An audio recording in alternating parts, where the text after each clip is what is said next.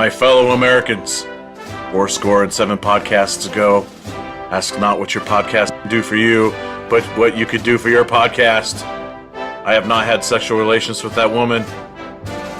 Political horror on this episode of Attack of the Killer podcast. I am Insane Mike, and I approve this message. Attention planet Earth and beyond. Stay tuned for Attack of the Killer podcast. Attack of the Killer podcast. Attack of the Killer podcast. Attack of the Killer podcast. Yay. Good evening, Americans. We shall return to your regularly scheduled program after the State of the Podcast address.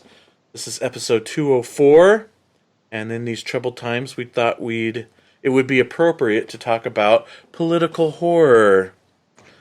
Political horror, that's kind of an oxymoron nowadays, isn't it? Oh, it's redundant. So, what does it mean when we say that we're going to be talking about political horror? Well, Attack of the Killer podcast is a horror movie podcast where a group of friends, we get together, we talk about the main thing we all have in common, which is our love for horror movies, and we pick a topic, aka political horror. And we talk about movies within that topic. So, just so you know, we're all friends, we talk freely and openly, just as if we're all sitting around, hanging out together, talking about movies. So there's gonna be spoilers. It's gonna happen. Just live with it. Now, if this is your first time listening to the show, you may or may not have discovered us on the Prescribed Films Podcast Network. What is the Prescribed Films Podcast Network? Well, it's our podcast network, our very own little podcast network. And the network is home to several like-minded shows covering all sorts of topics. We're talking upon hours upon hours upon hours of free podcast entertainment for you. And you can check out all the shows on our network at thepfpn.com. Yeah, thepfpn.com. Hey, What? have you checked out that new Creep Show series yet? No? Well, what did you think of Joe Bob Briggs' Christmas special? You didn't see it? Well, surely you've seen that sweet horror doc, Horror Noir. Don't call you Shirley? Well, what's the deal? Why haven't you seen all these amazing shows? Is it because you don't have Shudder? Shudder, the Netflix of horror? Well, guess what? Shudder just happens to be the sponsor of Attack of the Killer podcast. And you need to get Shudder. Do it now.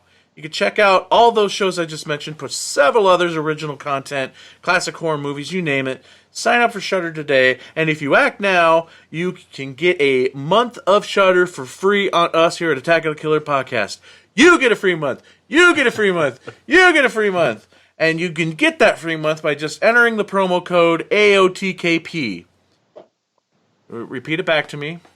That's right.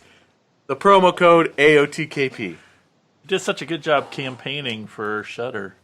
I don't get it. You're just giving out codes like some kind of socialist. Okay. Okay, so for mere change every month, you can be a supporter of Attack of the Killer podcast, or what we call an attacker. You can be an attacker by becoming a Patreon supporter of the show. All your monies go right into the show and also help support Jason's Coke habit. Go to patreon.com/AOTKP and check out the various tiers. Coca-Cola is what he meant. Doing so, dang it, I shouldn't have paused. Yeah. I knew you were waiting. I was going to see how long you were holding your breath till you get a chance to speak. Doing so will gain you access to various perks and extra content, such as bonus episodes, Insane Mike's 1 Minute Top 10 list, the YouTube series that I star in, me, Insane Mike, special videos, and so much more, including a new perk called Killer Critiques. What's Killer Critiques? It's a monthly video where an individual member of the show will discuss one particular movie in detail, like cover the history of the film, their personal history with the film, all that fun stuff. Deep dives. Yeah, deep dives into a particular title. Half of it's motivated to get you to learn how to spell critiques. It's going to take a while. So, again, you could get all of that amazing content and more to come, too, by going to patreon.com/AOTKP and become an attacker today. And now it's time to introduce you to my podcast cabinet. They say he's got a really big caucus. Dad, everybody. I demand a re-canvas. He knew that communism was doomed from the start because of all the red flags. Andrew! Yes, comrade. He's going to be my new Secretary of Defense because all defenses ain't going to put themselves up. Jason! Oh my gosh. Please vote for me.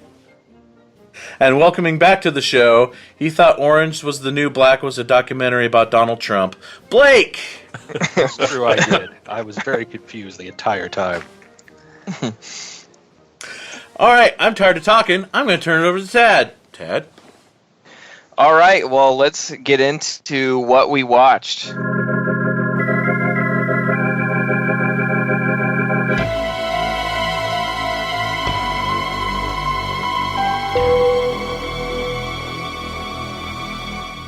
It's been a while since we've done this, so I'm expecting this to be sort of long.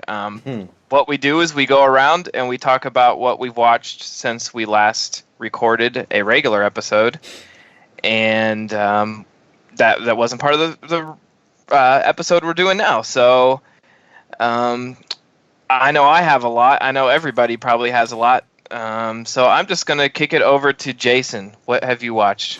Okay, I got a few things here. Tina and I watched Come to Daddy. It's the new Aunt Timpson movie with our favorite person, Elijah Wood, and Stephen McHattie. I enjoyed the hell out of it. Oh, man, it was awesome. Awesome. After receiving a cryptic letter from his estranged father, Norval travels to his dad's oceanfront home for what he hopes will be a positive experience. If he'd only known the dark truth about his old man beforehand. It's pretty great. Yeah, and can't really talk too much about it because there's a lot going on in it. But yeah, what did you enjoy it as much as I did? I did. I thought it was great. It was very compelling. I mean, Elijah Wood, no matter what, even with that haircut, I love everything he does.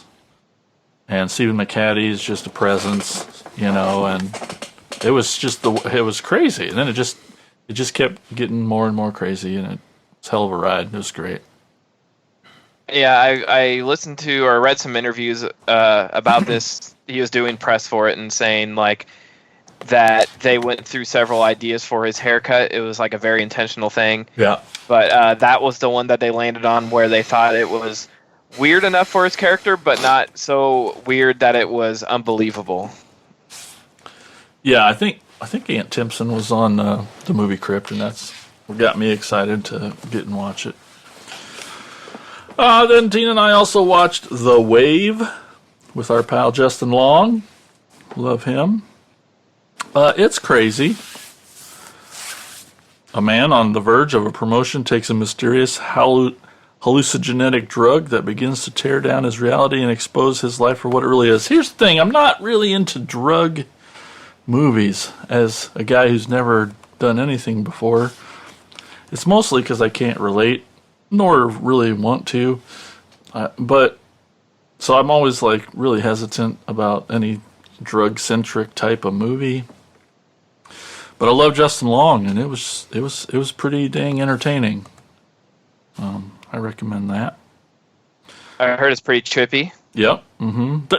So I can derive pleasure from watching it, even just from the cinematography and their editing choices, because that's where a drug movie can have fun and set itself apart from other movies.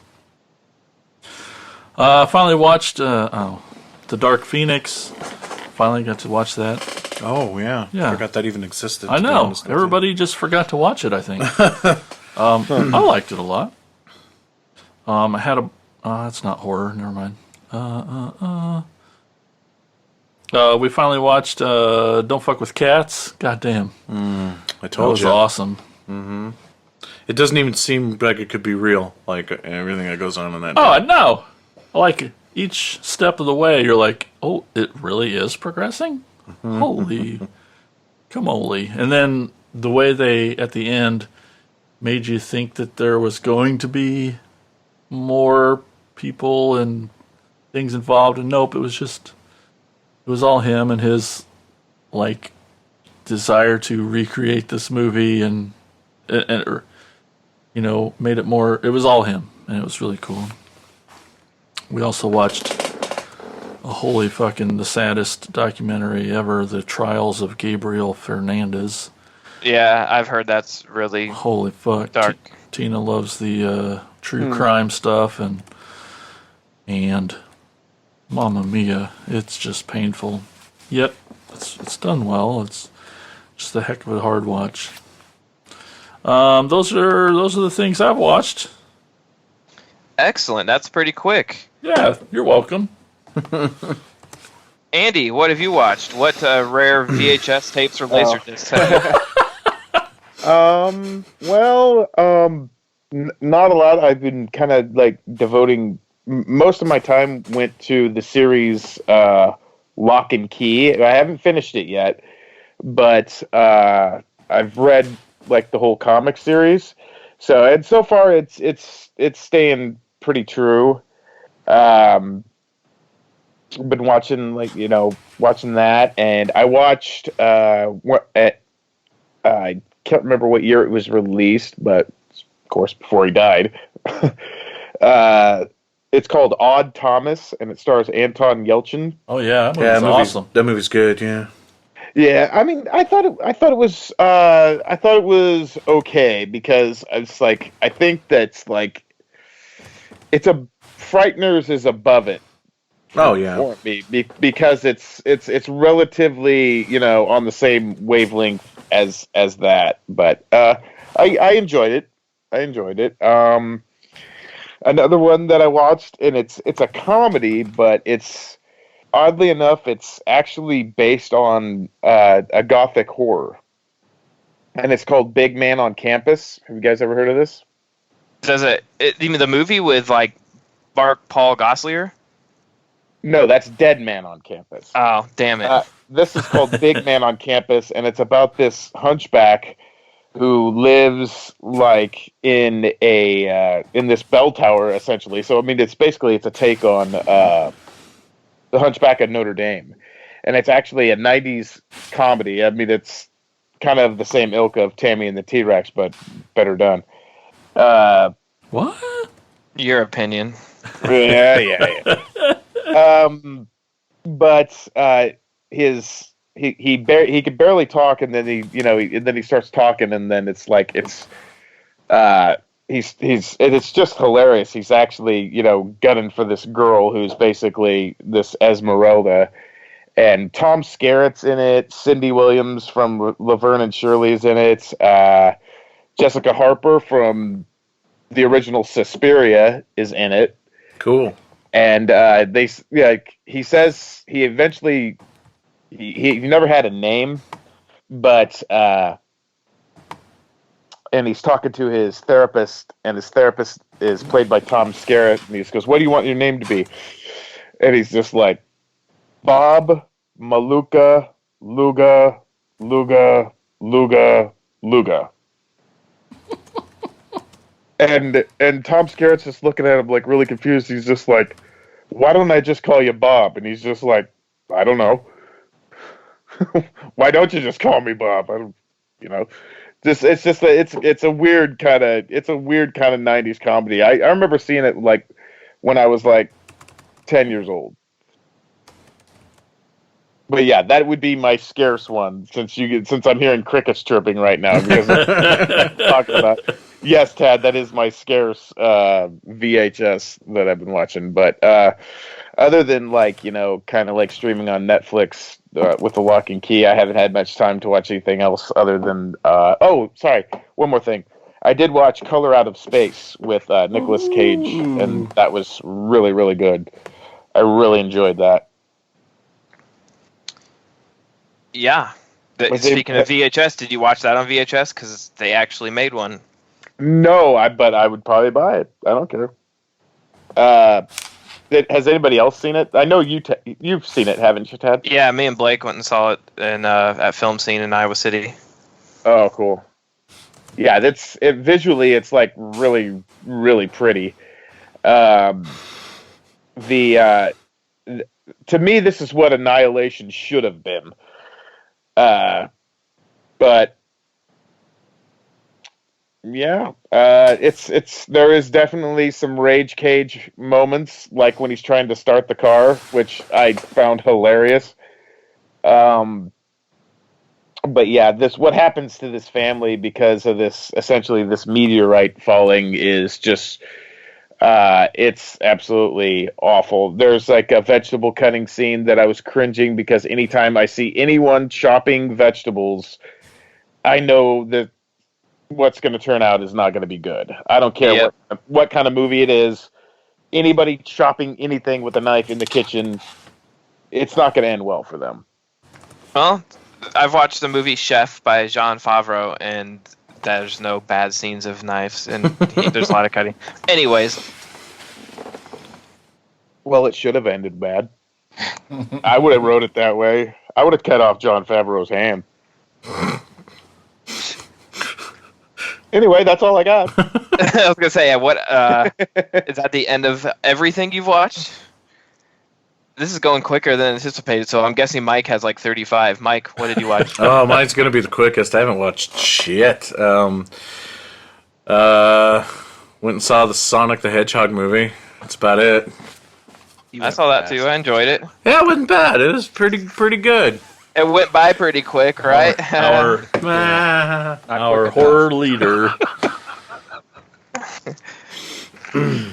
Well, I'm going to go, and I know Blake is next, but I'm going to go because I'm itching because I got a lot of stuff. But I saw Gretel and Hansel. I love that.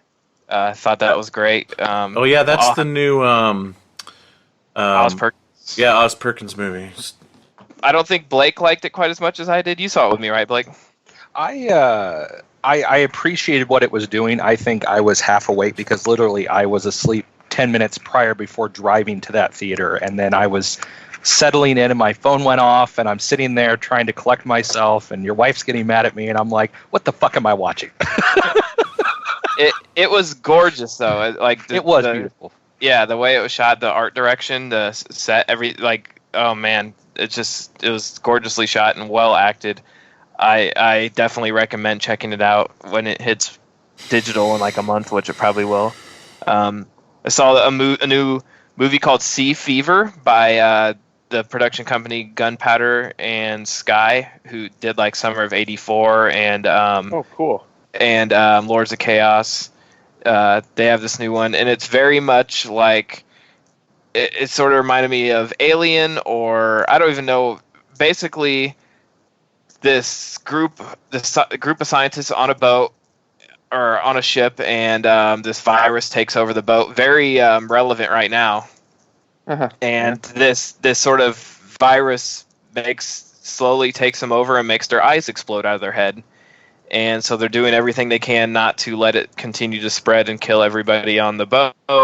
And there's some disagreement. Like, most of the crew wants to go back to shore, and one scientist is like, we can't do that because we would be risking spreading this to everybody. So we have a obligation to basically die out here. But I won't ruin what happens. It's very good. I highly recommend it. What's that called again? Sea Fever. Sea Fever. Yeah, it's a nice little indie movie. I think it's coming out limited release in theaters soon, and then VOD. I saw the new Into the Dark on Hulu called My Valentine. That was really sort of interesting. It was good. I just didn't. I think out of all the ones I've seen, this one was like the least horrific as far as a horror movie. More of a drama than anything, because the idea is this pop star comes back from a hiatus, and she's like a electronic music artist, pop singer with pink hair and like a pixie type girl.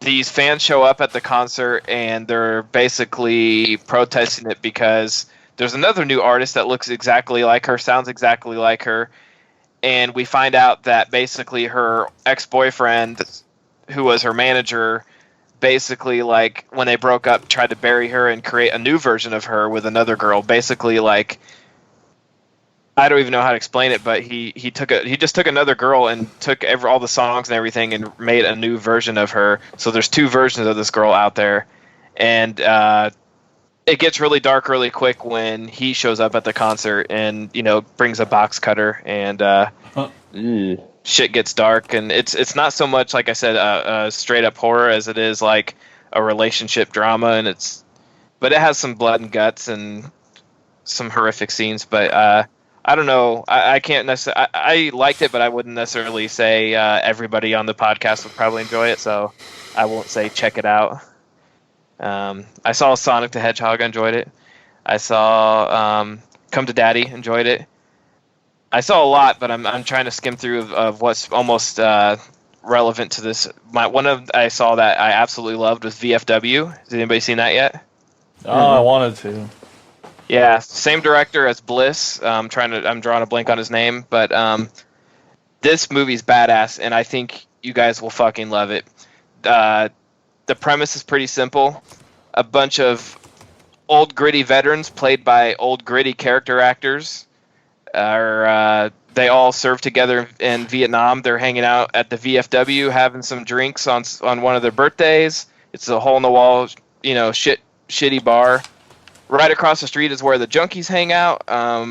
Girl steals all the junkies' drugs and takes them and runs. And the king of the junkies basically puts a call on her head and says, you know, if you get her back here, dead or alive, you can have all the drugs. So this movie turns into like a video game / Assault on Precinct 13 with a bunch of grizzled old men holding down shit at the VFW. And it's like a bunch of like methed out zombies trying to break into the VFW, and they've all been through war, so they're just badass and aren't putting up with it. And it is gory as shit and violent as shit, and you get to see a bunch of old dudes wreck shit. It's awesome. You guys will love it. It has it has so many characters. I can't even go through the list of characters, like the actors that are in this, but man, so good. Sold. Yeah, highly recommend it. Saw Invisible Man on Thursday. Holy shit, that one is really, really, really good. Highly recommend that. I think Blumhouse should be given the keys to the Universal Monsters right now. Just blown away by it. I won't go too much detail. You know this basic story, but this is sort of a new take on it where he's sort of an abusive, controlling boyfriend, and he obviously has some tech to make him invisible and uses that to his advantage. But it's really fantastic. Check it out. And then my last one I saw last night was Guns Akimbo. Oh, yeah. With Daniel Radcliffe and Samara Weaving. And the basic premise of this is it's in like a future, sort of apocalyptic future, where this internet group kidnaps people and puts them up against each other in these ridiculous scenarios where one has to kill the other or they both die, and they stream it live on the internet for people to watch. And Daniel Radcliffe plays like a lackey stoner dude who just got over a breakup, who is an online troll, and he trolls the wrong guy, and they show up at his door, and he wakes up and they've bolted 2 guns to his hands, and so he can't use his hands. They're actually bolted to the trigger of these 2 handguns, and he's told he has to kill Samara Weaving's character, who's basically the badass assassin final boss in a video game that nobody's ever able to kill. So she's chasing him all over the city, and he's in a bathrobe and slippers with 2 guns strapped to his hands. And it's badass. It's a lot of fun. It's ridiculous, but highly recommend it. I don't know, has anyone even seen that or the trailers or anything about that? Oh yeah, I've seen the trailer. It looks balls crazy. Where did you see it, Tad? It's you can see it online now. You can like rent it.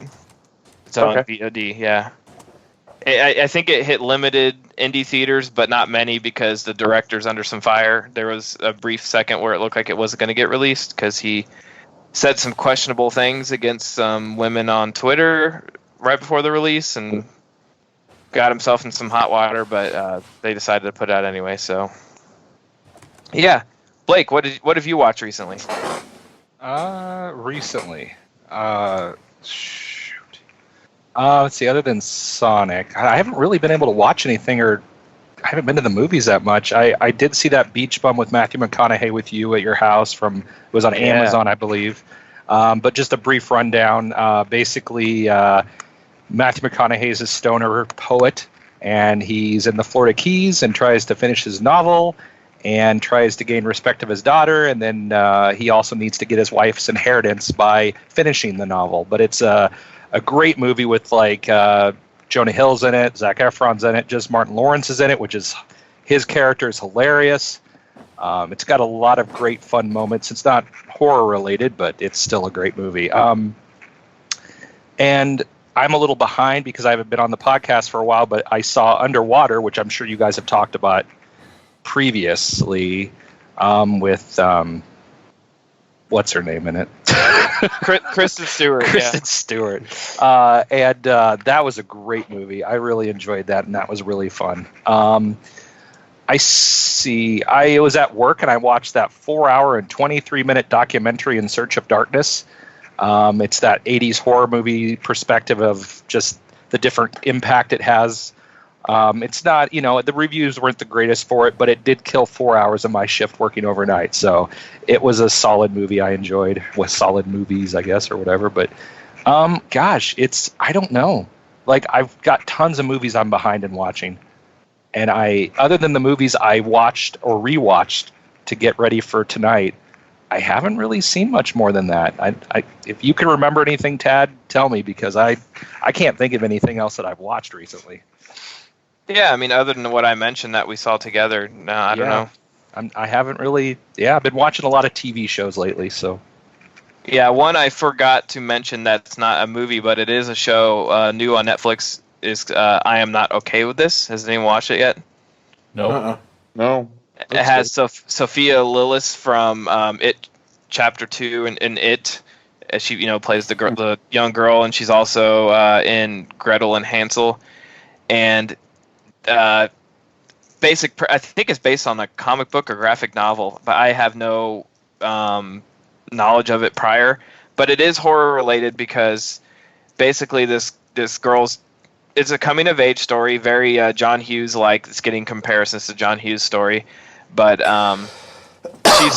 she's sort of the loner at school weirdo and going through some shit, discovering a lot about herself, but she also discovers that she has this sort of superpower where when she gets really pissed off, she can focus her energy on things and either blow shit up or make people's nosebleeds or throw things with her mind, like telekinetic powers. And sometimes it works out in great ways, and sometimes it works against her. And it has a lot of comedy in it, but also a lot of horror. There's a lot of mystery to it, but it's a really quick watch. It's like 30-minute episodes, and there's only 7 episodes, so it's a quick watch.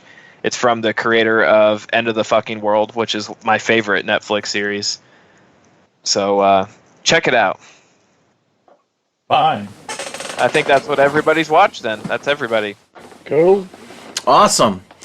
Great. So let's get into the topic at hand, political horror. We got some maybe a little too obvious of movies in this topic. Usually with horror films, everybody talks about, the social commentary of such and such horror film. But we're just going to be blatant with the movies that we picked, and there's not even any hidden subtext in any of these. So, Jason, what's our first movie we're going to talk about tonight? The first movie we're going to talk about is from 1983, directed by David Cronenberg. It's The Dead Zone. If the future were in your hands, Daughter's screaming. The house is burning. would you change it? It's not too late. Touch this man's hand, and you are in the grip of the dead zone. I've had another episode. Only the imagination of author Stephen King could take you there. Johnny, wait. With a power that alters the future lives of those you love, You want to kill your own son? I want you out of here. I'm scared, Dad. or of those you fear. I have had a vision that I am going to be president of the United States someday, and nobody, I mean nobody, gonna stop me. Is it a power for good or for evil? If God has seen fit to bless you with this gift, you should use it. Bless me? You're a devil. Son of a man. Who are you? Who sent you? I'm scared, son.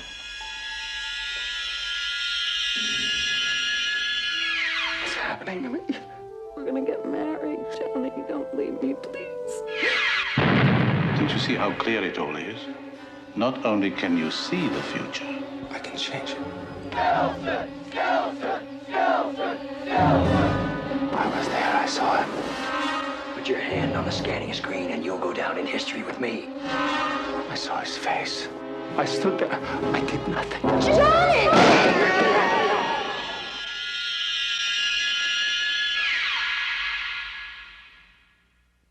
Stephen King, The Dead Zone. When Johnny Smith, played by Christopher Walken, awakens from a coma caused by a car accident, he finds that years have passed and he now has psychic abilities. Heartbroken that his girlfriend, played by Brooke Adams, has moved on with her life, Johnny must also contend with his unsettling powers, which allow him to see a person's future with a mere touch. After shaking the hand of aspiring politician Greg Stilson, played by Martin Sheen, Johnny sees the danger presented by the candidate's rise and resolves to kill him. Boom, boom, boom. Yeah, Yeah. that's The Dead Zone. Okay, next movie. Up next, we got... Just kidding. This is my first time watching this movie, and I fucking loved it. Oh. I loved it. I would say it's Cronenberg's second best film. Oh, is that That's your the bold controversial, statement your that I bold wanted. statement? He started before the show, me and him were talking, and he's like, yeah, I got a bold statement. For We never about talk Dead Zone." unless we're on the show. Don't lie to the people. Wow, second best. I huh? think so. First is The Fly still, right? Oh, yeah. Third best. What's the other No, one? you're right. What's the other one you were thinking of? No, I forgot. I like this Videodrome. movie a lot. No, Brood. no, Damn it. Shivers. Scanners. no, Rabid. no. The Fly? It's The Fly. All right. Anyway, what were you saying about Dead Zone? I loved it. Okay. I thought it was great. Yeah. What? How many of you guys have watched this before? Because I haven't. It was a first time watch for me. First as for well. me. Yeah, first. Yeah. I swear I've seen it before, but I also was telling Jason before we started recording, I could have sworn the whole political aspect of this film was a much bigger part and not the last 30 minutes of the movie. Yeah. Well, I had never seen it, so I started watching it, and that's when I messaged you guys. I'm like, is it the one with Christopher Walken? Because I'm not sure where I'm watching the right thing. And then when it hit, I was like, oh, I got it. Okay. And it is political. I mean, it's just about as political as Taxi Driver, you know? Oh, yeah, that's a good comparison, too. And that's that line of, like, you know, is he just crazy like Taxi Driver, or is Right. he truly, like, psychic or whatever? I don't know. I really enjoyed it too. The tone of it and just the old style Stephen King stuff is so cool. Yep, Yeah. the early '80s King. Yeah. Yeah. But I I like will- the Go fact ahead. that it opened with Christopher Walken, reading The Raven. yeah. It's like nodded, nearly napping. Yay! As someone gently rapping at my Jesus. chamber door. I thought it was kind of I thought it was kind of cool that he brought up Sleepy Hollow, and he becomes the headless horseman in the Yeah. future. Also true. And then he tries to stop good old Marty Sheen from becoming the president, but he still becomes the president in West Wing. So, I was just sitting there watching it, thinking of all these things, and I'm like, Christopher Walken was barely walking in that movie. He was mostly limping. Like, that was what he did through that whole movie. And I don't know if it was like, that wasn't made for TV, right? Because it didn't have a 4:3 aspect. So it just made me feel like the original Stephen King's It, like that type of budget in a weird way. Like, I thought, like, him with his horrible haircut at the beginning was, and it makes you really you look at Christopher Walken really different when you see him in these older movies, and he has more of a clearer voice. And now he's doing an impression of himself. Yeah. It's not even his voice anymore. It's just hilarious. Yeah, it is sort of weird to see him in like a leading serious role where it's like he's not it was before he was self-aware, like where it's almost like Nick Cage now too, you know what I mean, where he's getting certain roles for a reason, but I don't know, I still, even watching it and him just being 100% playing it serious, little things, I'm watching the movie and I'm like, god damn, I cannot think of it's just watching it, all I'm hearing is Tommy Wiseau from The Room. Like I kept hearing that in his accent, like his voice just a little bit off, and obviously much better actor, but it's like, man, I hope The Room didn't like ruin The Dead Zone for me or Christopher Walken in general. I've got a bad haircut. He is a great actor.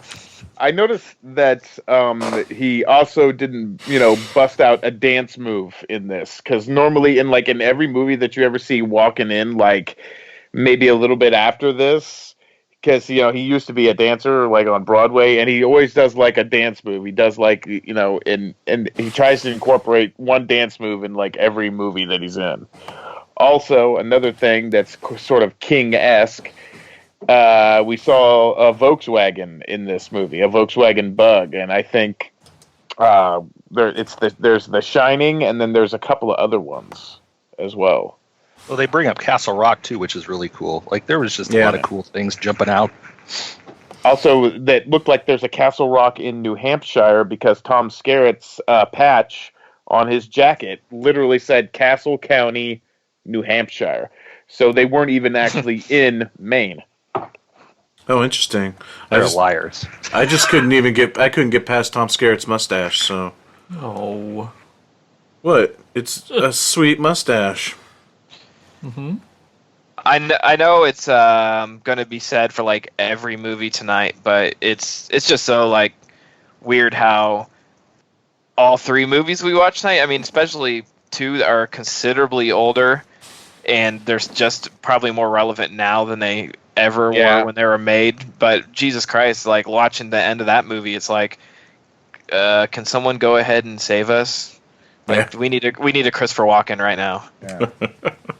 I will say the gimmick, I mean, you didn't even see it, and it still paid off. The gimmick with the scissors before he, yeah. Good Lord. And they walk in on him, and he's still convulsing, too. That was awesome. They walk in on him. Oh, my God. Well, they limp. Christopher Limpkin. I like, and this is probably the Cronenberg part of the movie, because it's not very Cronenberg-esque of what we know of Cronenberg.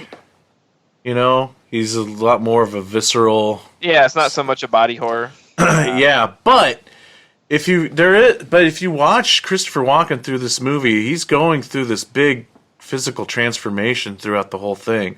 If you compare what he looks like at the end of the film compared to what he looks at the beginning of the film. And I'm not just talking about the crazy haircut that, keeps changing. The Mo from the Three Stooges bangs that he's got at the beginning of the movie, and then the big almost afro he's got at the end of the movie. He's like he's Mo from Three Stooges. But in the beginning, he's like, kind of nerdier. He's got glasses and stuff, and at the end, he's got that long black trench coat with the collar flipped, and and I don't think it's by coincidence that it's Christopher Walken casted in the part, with the fact that he can physically look creepier.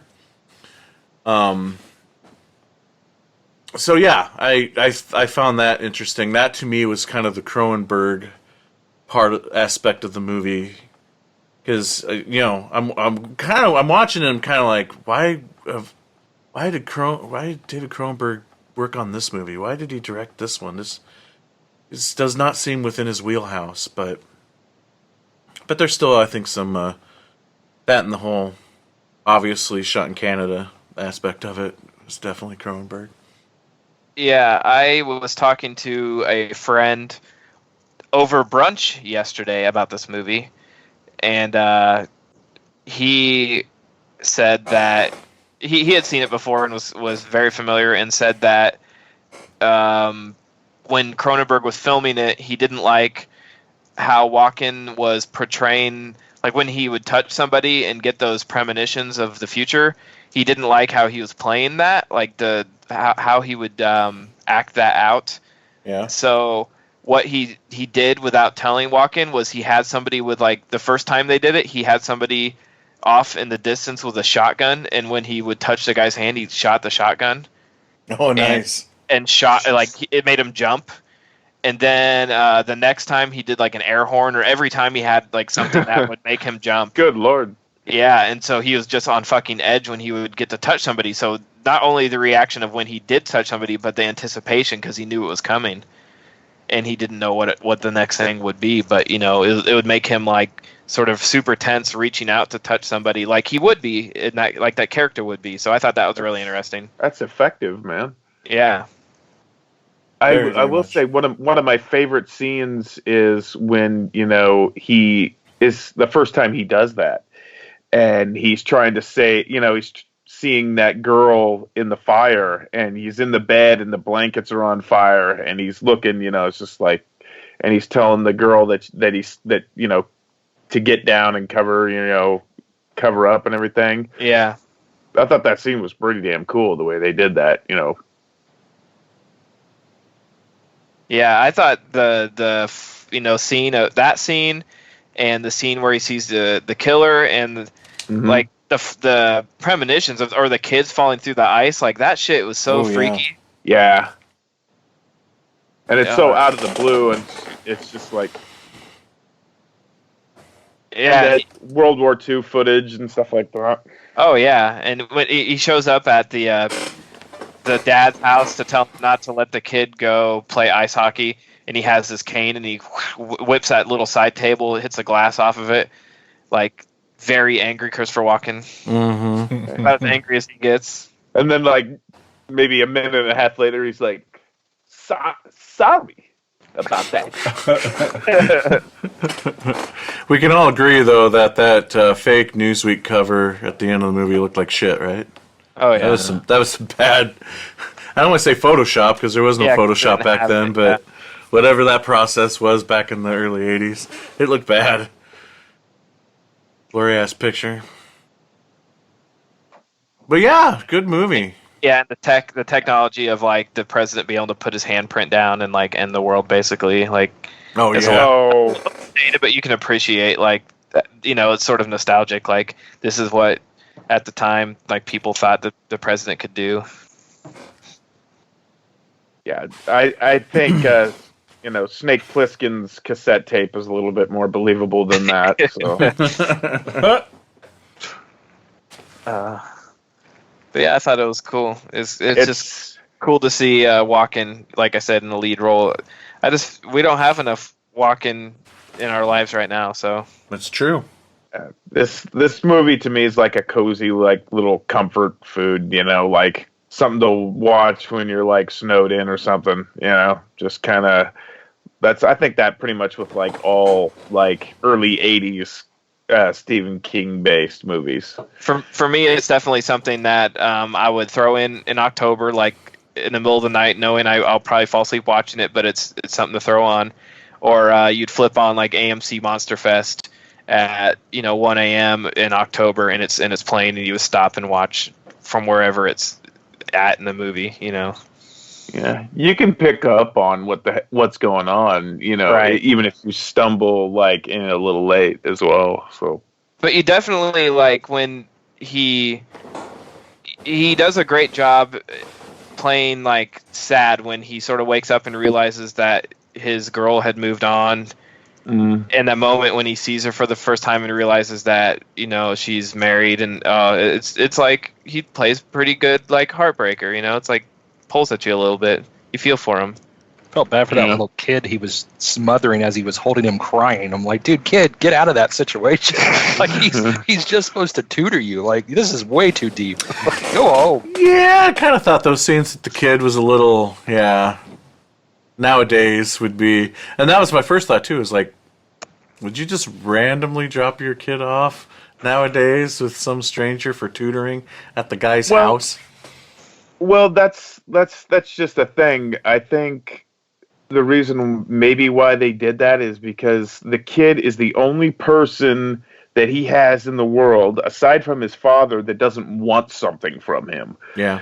It's just like, okay, where's this, where's that? You need to help me because you have this gift. But all the kid wants is his company because, well, the kid's father's a turd and he doesn't want to be around him. Right. And so he kind of makes a connection with this kid, So, I mean, I kind of see it a little bit both ways. I mean, he's the only thing in this world that provides him comfort because his girl's long gone, his mother died, and his dad, lives in a different town.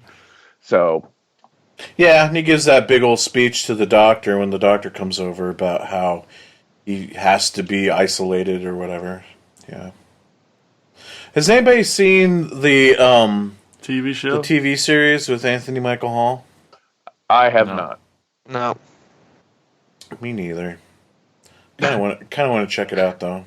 Yeah, now that I've seen this, I'm sort of curious. Yeah. Kind of see where they The go new- with it. The new Tommy Doyle, you mean? Yeah. Yep. Gary from Weird Science. Yeah. Maybe I was spacing out, but did we? The part that bothered me the most with this movie, not that it's a big deal, but like when the powers were like he touched other people's hands at other times, but didn't always see like. Yeah. Yeah, I don't know. It on. Yeah, so it'd always be like, oh, what's it? Oh, they're just shaking hands. Yeah, I don't know how the powers. They never really get into how the powers work. If he has to if he makes it happen, or it randomly happens, or what. But if it's randomly, it randomly happens at the most convenient moments in this movie. Could have just been wearing gloves the whole time and it took them off only to touch people's hands. That could have solved our problems real quick. Yeah.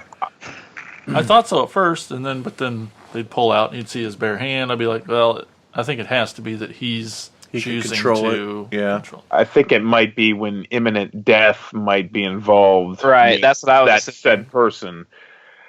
I think that's why they call it the dead zone. But with something like, there's just too much. He shook a lot of hands in this movie that didn't happen too. Like it was, I don't know. Yeah, I assumed he touched like a lot of Andy, people.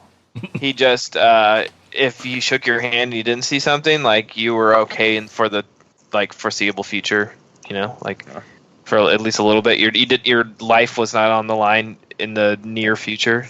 Well, wait. When they're having that press conference, when he's still in the hospital, and he touches that one reporter that's being an asshole. What was the what was the revelation there? I don't remember. I don't think it had anything to do with death. It was just sister suicide. Oh, Yeah. okay, yeah. Okay, so But they didn't go any further with it though. Yeah, I couldn't remember. All right, I guess Okay. death in general. I don't know. sure. Well, cool. That's the Dead Zone. Good flick. Yeah. Good. Yeah, I enjoyed it. Yeah, good King flick, good Cronenberg flick. I don't think I put it quite as high as Jason does, but Good. it's good. Okay, so Tad, what's up next? Our next movie might be the most on the nose title of today's episode, but it is The Purge election year. This July, have your voice be heard. I purged. I purged. Show your support I purged because it's my civic duty. for the purge. I purge because staying in is un-American.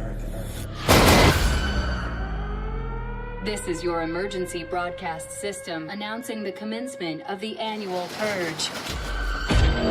The soul of our country is at stake. The senator's going to win. She's going to make real changes. The purge has to come to an end. At the siren, all crime, including murder, will be legal for 12 hours. Senator, let's begin lockdown. All emergency services will be suspended. Your government thanks you for your participation. We're going to use this year's purge to do something about that senator. We're being hunted. Go, go, go! We are on our own. My God. How did it get to this? What you doing outside on Purge Night, Senator? Come with us. There are threats everywhere. There's death everywhere. Y'all need to see this.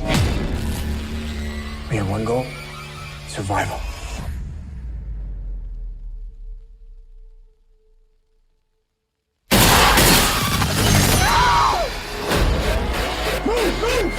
Purge and purify. Purge and purify. Purge and purify. Here they come.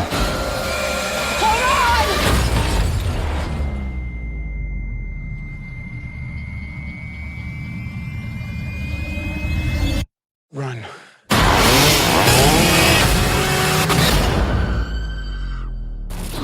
I purged to keep my country great.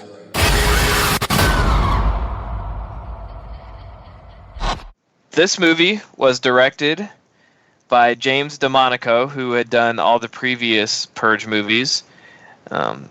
This one might be my favorite. I'm not sure. I was going to say that I think so too. Yeah.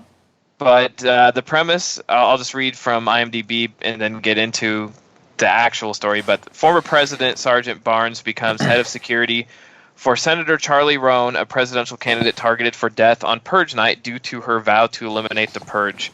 Now, this one, I mean, you're watching this, and if you're into politics at all, it's like clearly she is Bernie Sanders and the other president is Donald Trump. And she's trying to end the purge, and she's for the people. And, you know, try not to mix too many of my own politics into this, but it seems like the writers clearly were trying to do a little of that. Or you could say, you know, just very liberal left politician against a very right-wing conservative one. And yeah, so, you know, we have the female candidate going out there and mingling with the people, and she wants to end the purge, doesn't think it's a good thing, and the conservatives want to keep it, and they're saying, you know, it's the only thing keeping this country going. And it's very interesting. We sort of follow some of these interesting characters. Bubba from Forrest Gump is in this one. He owns his own little convenience store. That's cool. The first time I saw it, I did not realize that was Bubba. Yeah, he just kind of blew my mind right now, to be honest with you. I did not know that was him.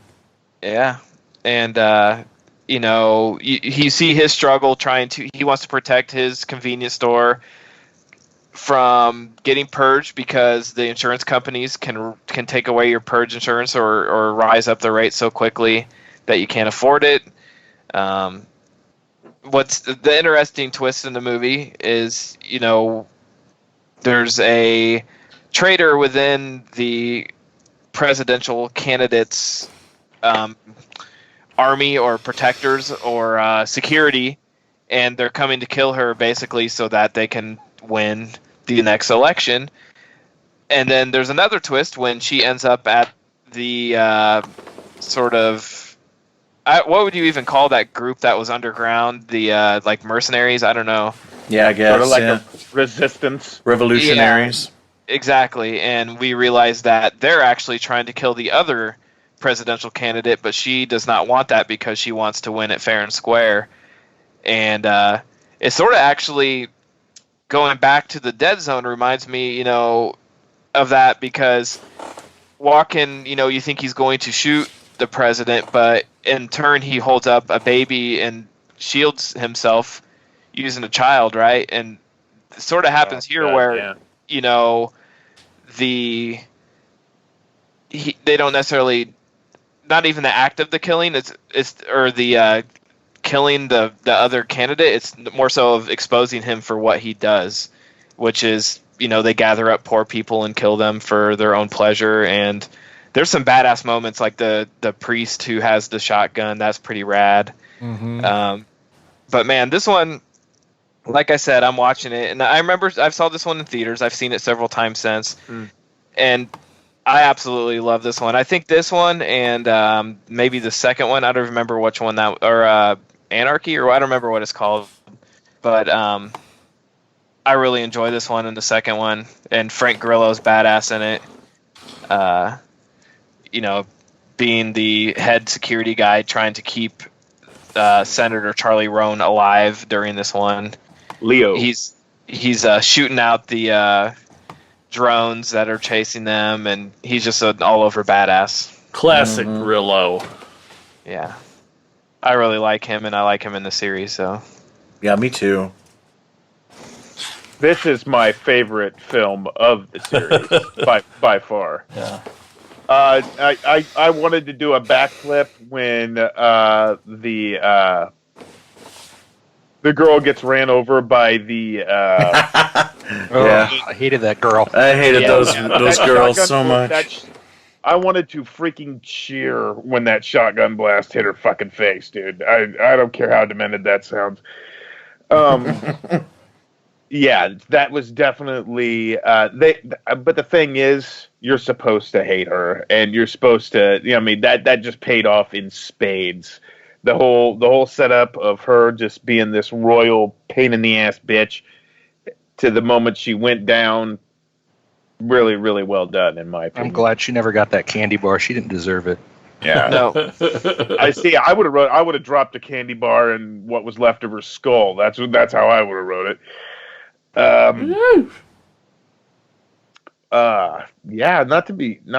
I really like this one. It shows you it's really all about class struggle. The real tug of war that's pretty much going on right now anyway, and has always gone on. I thought the addition to what did they call them? Murder terrorists. And like you've got like them all dressed up like Abraham Lincoln and the Statue of Liberty, and they've all got accents. So I was just like, oh yeah, that was cool, and showed them coming into the country and the airport and stuff. I loved it. We are here to kill people. I adored that. After watching the first movie, had so much potential, and it did not pay off. They kept it basically in one household, and I thought, wow, what a huge waste. And the fact that they turned it around and made such an awesome franchise out of it, I'm so happy with. Like, you can do this forever. I mean, I wasn't really pleased with the first Purge per se. I was kind of disappointed, but with that one. But like you said, Anarchy and Election Year are really good, particularly the one we watched. Well, the second one, it's hard to pick between the second one and this one, just because the fact that the second one almost plays out like you're playing a video game, and you have these random bosses that come up on you as you're trying to survive the night. Like that guy with that truck. Was it an ice cream truck or whatever it was? Like stuff like that really just like blew my mind. Yeah, the characters in the second one are more fun, where they got more creative with the masks and like the way people dress up and the way they kill people, and it just sort of explored that more so than the political side. And I think we've talked about some of the other ones on here, even with like Brian, and and we've talked about how it just sort of, I guess, is a personal taste. Some people don't like politics in their movies at all, so they prefer, the first or second one, where it's a little less political, more about just a crazy night. And this one and the first Purge definitely dig more into the politics. I guess you could say there's a purge for everyone almost. I mean, I definitely like the what is it? The prequel Purge that was after this one. Definitely is about getting rid of the poor and that kind of stuff, and diving into all that. I watched the first season of the TV show and I thought that was really good, and I haven't watched the second season yet. Yeah, same here. I saw the first and the second's on my DVR, but I haven't watched it. Yeah. You watched it, didn't you, Jason? No. I thought someone watched the second season of it. I started, I got 2 episodes in, and I'm like, I don't know. I wasn't as involved. I think it happens the day after the Purge or something. Right. Is that what I understand? I'm like, so what's the point? What? Well, I do find that interesting, because we never see the repercussions or what happens after, because even though you legally aren't facing any trouble for murdering people, you still have to face the social aspect of it. You know what I mean? There's still going to be there's still going to be backlash and still going to be consequences to your actions. You're just not going to be in prison. I think there's a new movie coming out this summer, hopefully, or something like that. So cool. Yeah, good. There's in the works. Yeah. Oh, good. That makes me happy. Exactly. I couldn't agree more. I think they're touting it as the final of the film series, at least. Oh, really? I feel like we'll see. I'm sorry, but I think that I have to say this. I think I got way too much gratification of seeing they actually went to the trouble to setting up a guillotine in this movie in the middle of an alley, and then they had the old school pendulum, and people were like, "Oh, you gonna make it? You gonna make it?" And they were just so nonchalant about it, It was just better luck next time, It was like nothing to them, I'm watching those moments and I'm thinking to myself, what is those guys' lives like during the last couple hours of the Purge? Because they got to tear all that down and because if they kill somebody the day after with those mechanisms, then they're going to go to jail. So they got to get rid of all that by the time the Purge is over.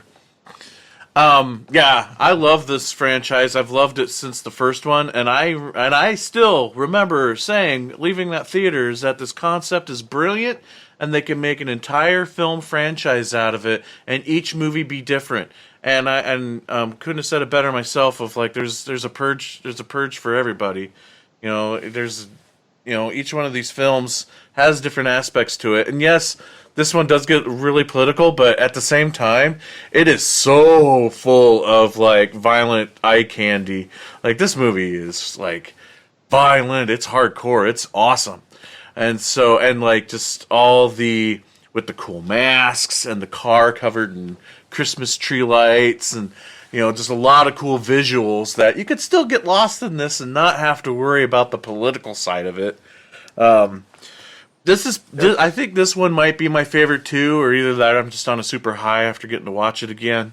It's definitely a lot of fun. And there's the question if these films are really horror films or not, but I think there's a lot of elements that are horrific in these movies. Just the idea of, in this movie, where they're just running down these empty streets where you just don't know what's going to be around each corner is utterly terrifying. And all the masks are just super creepy. Why else would they be wearing these elaborate masks if it wasn't for the fact that they're trying to tap into a horror aspect in this film franchise? But I was watching it with my girlfriend Brandy, and she's like, "This isn't horror," and I'm like, That scene, and it was right before that scene where they run back out into the street, and there's a lady singing to herself on the bench with a body being burned to a crisp at her feet. And I'm like, you tell me you wouldn't go outside and you saw that, you wouldn't be shitting your pants. That was creepy as hell scene. It's one of those things where it's not. Yeah, you've got people that are trying to kill you and stuff like that or whatever, and it's not your basic horror movie or whatever you want to identify as a horror movie, but it's the real monsters within, like who we are as humans and what we can do.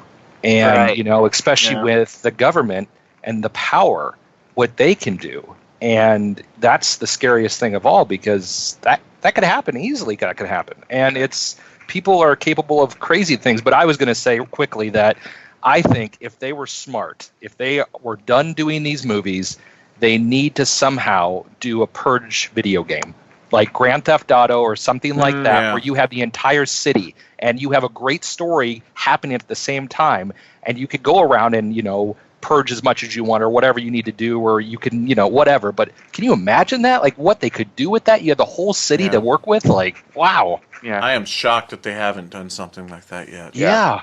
Rockstar Games are pretty much saying, "Hey, hold my beer. Let's get to it."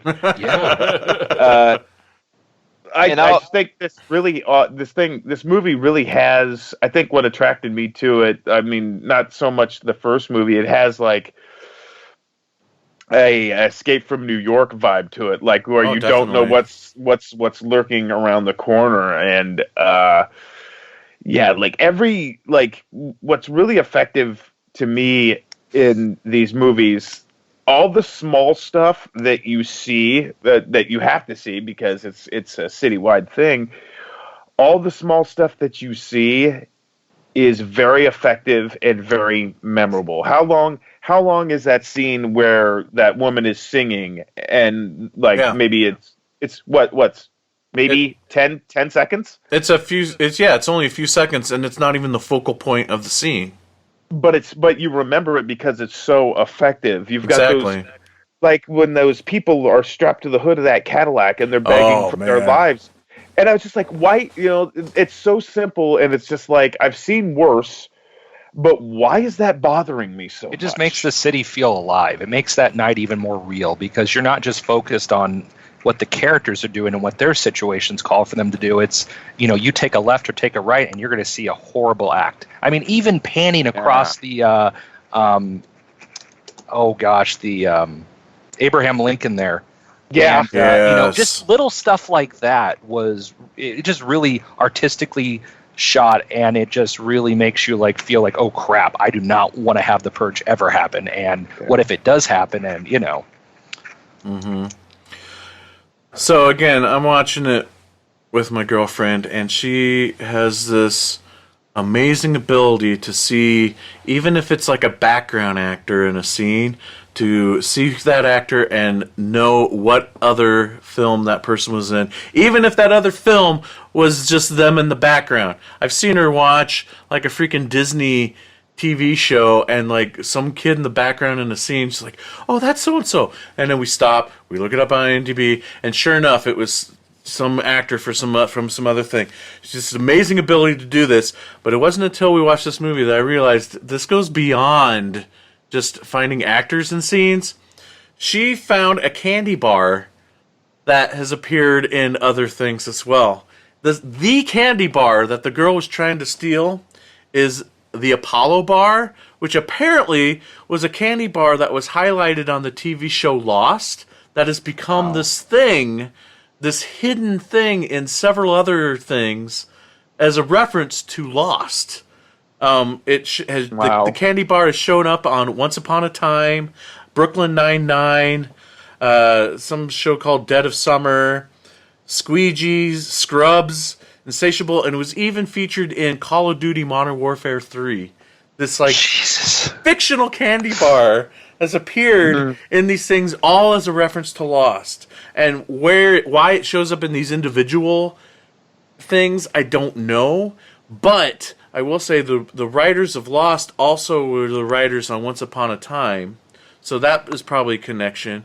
But a connection to this movie, maybe because of the woman that plays Senator Senator Ronan, because that's Elizabeth Mitchell, who also was on Lost and Once Upon a Time. So I don't know if that's the connection and why the Apollo bar makes an appearance in this movie, but holy cow, she saw that and she's like, that's the candy bar from Lost. And then we had to stop and went down this deep rabbit hole. And there's like a website that talks about the Apollo bar and all of its appearances. So, That's deep. Yeah. Very, very similar to Morley cigarettes from the X-Files. And Morley cigarettes also turn up in other movies, which I cannot name right at this moment. But nice. Now I got to look that up. They're made to look like, like the Marlboro, red packs, but they actually say Morley on them. Nice. Okay, I'm going to check that out too. And then one other thing I'll say about the experience of watching it with my girlfriend. It's that scene in the third act where they're in the church and they're having the shootout and they're hiding behind the the church benches, and I start going pew pew pew. Go on, that's funny. We get it. Yeah, we got it. Boom, ching. Then what happens? Brandy thought it was hilarious. Roll snare drum. Jesus. This series will always hold a very, very important or like memorable part of my horror history, just because like 3 of the years I've been to Halloween Horror Nights, 2 of the years they did Purge Scare Zones, and 1 year they did a Purge House.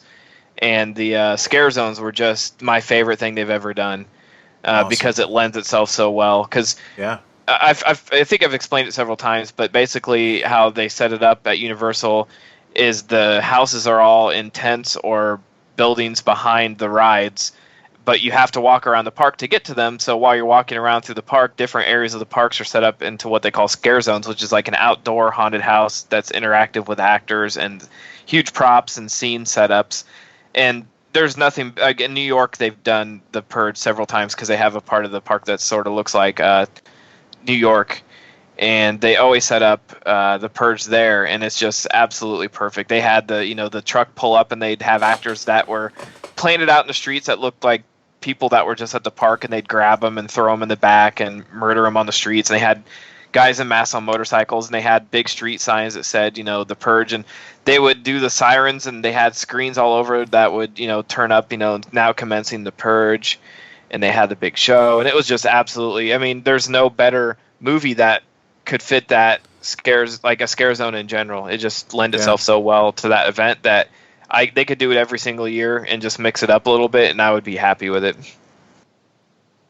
Yeah, absolutely. That's just the brilliance of this concept. This whole concept is there's just so much potential and possibilities of doing different things and keeping it fresh. I'm so excited to hear they're doing another movie. When they started doing the TV series, which I still haven't watched at all yet, I was kind of worried, that's the end of the film franchise, but good to know there's one more. This movie did pretty well too. It had a $10 million budget. And its cumulative worldwide was 118.5. Sweet. That is good. I think my favorite part of this movie, or all these movies, is the sound of that alarm when the Purge starts. That's terrifying. Oh my gosh. That's not the ringtone I want.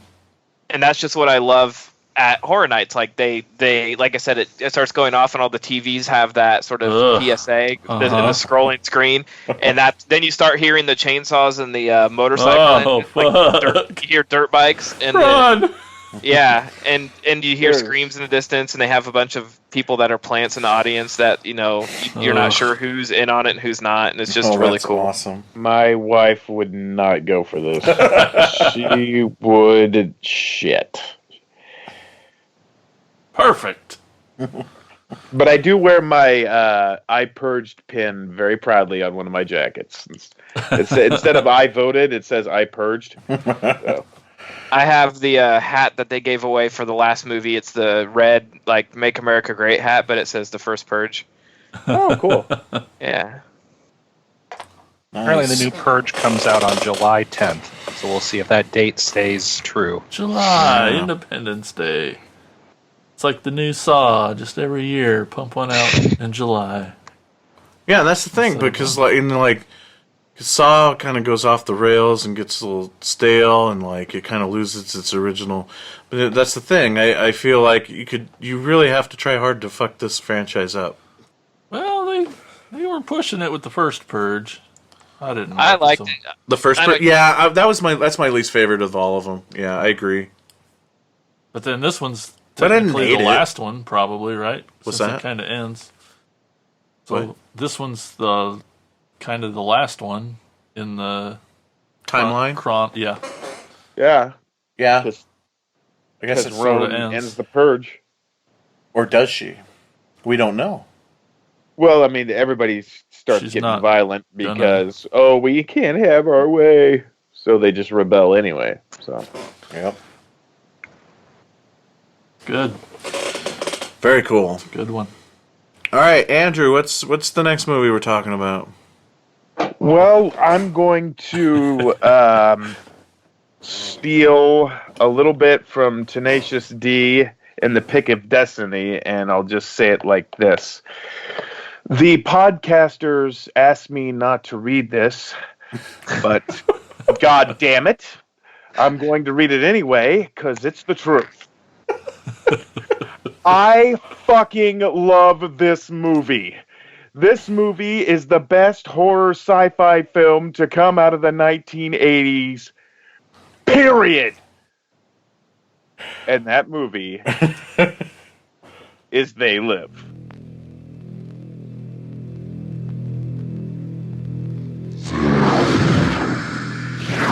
Masters! What do these things want, and why are they here? You still don't get it, do you, boy? They have recruited the rich and the powerful. They're running the whole show. Wake up! They're all about you, all around you. Blinded us to the truth. Take a look. They are safe as long as they are not discovered. I don't know what they are or where they came from, but we gotta stop them. Stay away from me. Put these on. They have us. Look at them. They're everywhere. Our owners. We have no other choice. I don't like this one bit. Leave it alone, man. It ain't none of my business, ain't none of yours. We have been lulled into a trance. Listen to what I'm saying to you. We're in trouble. The whole world's in trouble. Control us! You're sending some kind of signals out of TV sets. I've got one that can see. Mama don't like tattletale. Now we start spilling some blood. Let's go! Push a button. I have come here to chew bubblegum and kick. And I'm all out of bubblegum.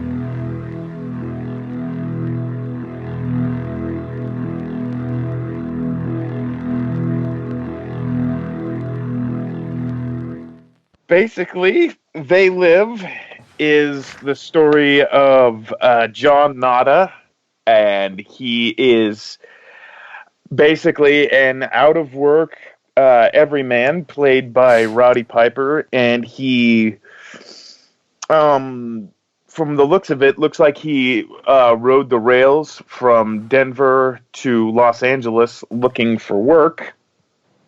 And eventually he goes, I believe he steps into the Job Corps, and they don't have any work for him, and he eventually finds work at a construction site, and eventually he crosses the way of this street preacher, and he's mumbling, all this stuff. He's kind of halfway paying attention, and the street preacher, he is, basically giving out warnings, to the people. And he makes friends with Frank, played by another great Carpenter actor by the name Keith David. And during, they go to this homeless camp where people can get fed and get shelter, and basically try to get up on their feet. And Peter Jason is, I believe his name is Gilbert in this, and Roddy Piper's character, John Nada, starts to become a little suspicious of him because he keeps going over across the way to this church. And he's wondering what's going on. Eventually, he makes his way over there, and Frank's just like telling him, like, look, we got a good thing going here. You know, I don't want you to screw it up. But curiosity gets the best of John, and he goes over there, and he starts seeing like these lenses being made for these sunglasses, and like there's weird choir music coming over there, but there's not even really, you know, people over there. And eventually he stumbles into this wall, and he comes out with these sunglasses. Just like, okay, man, what these people are weird. What the hell's going on here? Eventually the camp gets raided by these police officers, and you know, the bulldozer rolls by. I mean, everybody scatters. So John's got nowhere else to go, but he still has these sunglasses. So eventually he puts them on, and the world as he knows it completely morphs around him. And this is where the film goes from black and white to color every time every time you see his point of view through these sunglasses. And all this, he starts at first, all he sees is this world just full of propaganda, where there's like an advertisement for, like, say, suntan lotion. It'll just say obey, and everything on it is like a subliminal message. You know, if he's looking at Newsweek, it'll say no independent thought, and if he's looking at a sign for a shoe store, it'll say marry and reproduce, and this is, you know, like the cash in a guy's hand is, this is your God. And eventually he looks at another guy at this newsstand, and it's got that classic part where he takes the glasses off and puts the back glasses on, and the guy says, "What's your problem?" And basically it's an alien with this bluish tint and these really sparkly eyes, and he's just like, what the hell is going on? And eventually he goes into a supermarket, and he starts, you know, calling these people out, like, you know, you look like shit, lady. You know, I believe he calls her formaldehyde face. And she starts talking on this, basically like a two-way radio into this wristwatch. She says, "I've got one that can see." And as he stumbles out of there, you know, he keeps talking to these people. He says, like, you know, this woman's styling her hair, and she's an alien too. Of course, nobody else can see it but him. And he's just like, that's like putting perfume on a pig. I mean, he's got great one-liners in this movie. And eventually he comes across these cops who are also aliens, which in turn he decides to fight, and he shoots some more, and he kills the cops essentially. So basically, he goes out on the run, and he goes into this bank. And I know I'm telling the whole story of the movie here. I'm sorry, but it's that damn good. So basically, as I try to shorten this up, he stumbles onto a worldwide alien conspiracy where basically these things are running the earth, and they are influencing our decisions. They are influencing our politics. They are influencing damn near everything. And he and these other people are the only ones that know what the hell is going on. But he also has to convince Frank. And Frank doesn't want to believe him because he knows, like, that he's basically, Frank thinks he's killed at least 6 or 7 people. And in order to convince Frank, they basically damn near have like an 8-minute street fight out in the middle of this alley. And it's the best movie fight that has ever been filmed because it looks more real. Screw that kung fu shit. I don't care how pretty it is. Basically, you know, he's telling him to put these glasses on, and he says another great one-liner when he eventually gets Frank to put these glasses on, and he says, "Life's a bitch," and she's back in heat, which Rowdy Piper during the commentary says that is Macho Man. That was Macho Man Randy Savage's favorite line, and he said it multiple times in many conversations. Anyway, I will shut up because yeah, right. I won't. I will probably interject and tell you how cool this is all the time. But I freaking love this movie. Initially, this movie was not assigned to me, and I raised a stink about it. I thought it would. I wasn't going to stand for that shit. So, anyway, I was worried you and Tad would fight over it, so I just gave it to Jason. No, obviously I'm a huge fan too, but I feel like Andy deserves this one. He's more of the he's Roddy Piper, pro wrestling. I mean, this has everything. That's John Carpenter mixed with a pro wrestler. This is Andy's territory right here, so I don't want to step on any toes. Thank you. Sorry, go ahead. I was just going to say I was introduced to this movie on AMC Monster Fest, I think in middle school. I don't know. It might have been like Fear Fest or Monster Fest or something, but they played it as part of that, and I thought, John Carpenter, like this is one I hadn't seen, surprisingly, and checked it out.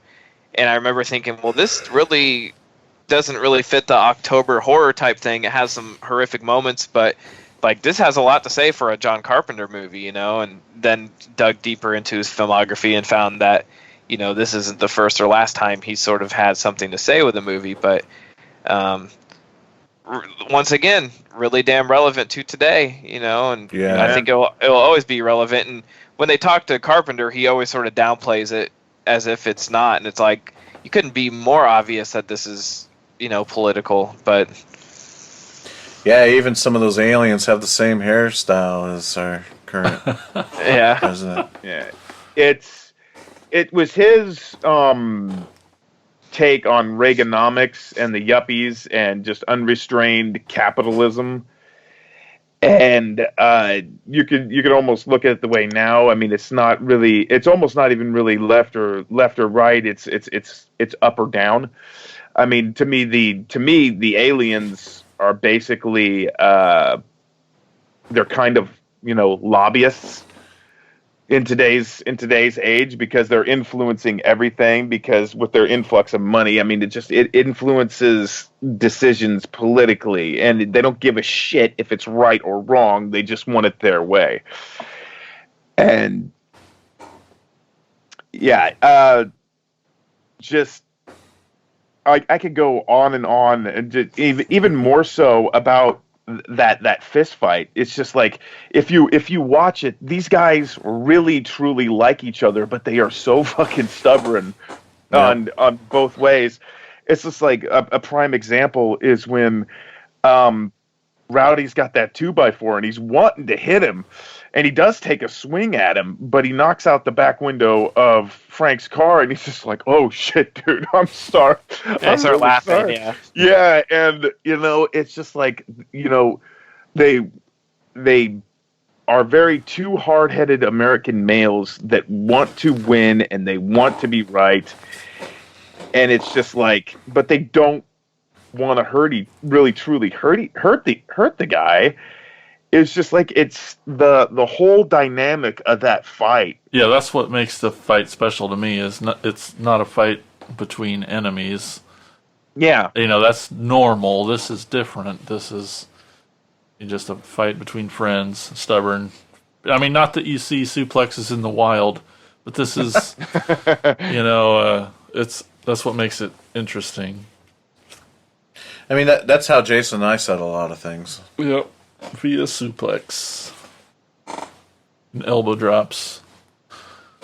Yeah, I watched it with the commentary too this time. I've listened to the commentary before, and it's just glorious because those two guys, it's just like him and Kurt Russell. It's just like two old friends, and they just have a damn blast watching the movie. And it's so funny. Roddy keeps going, well, up here, watch this, and he goes, I keep saying that as if you didn't make this damn movie, John.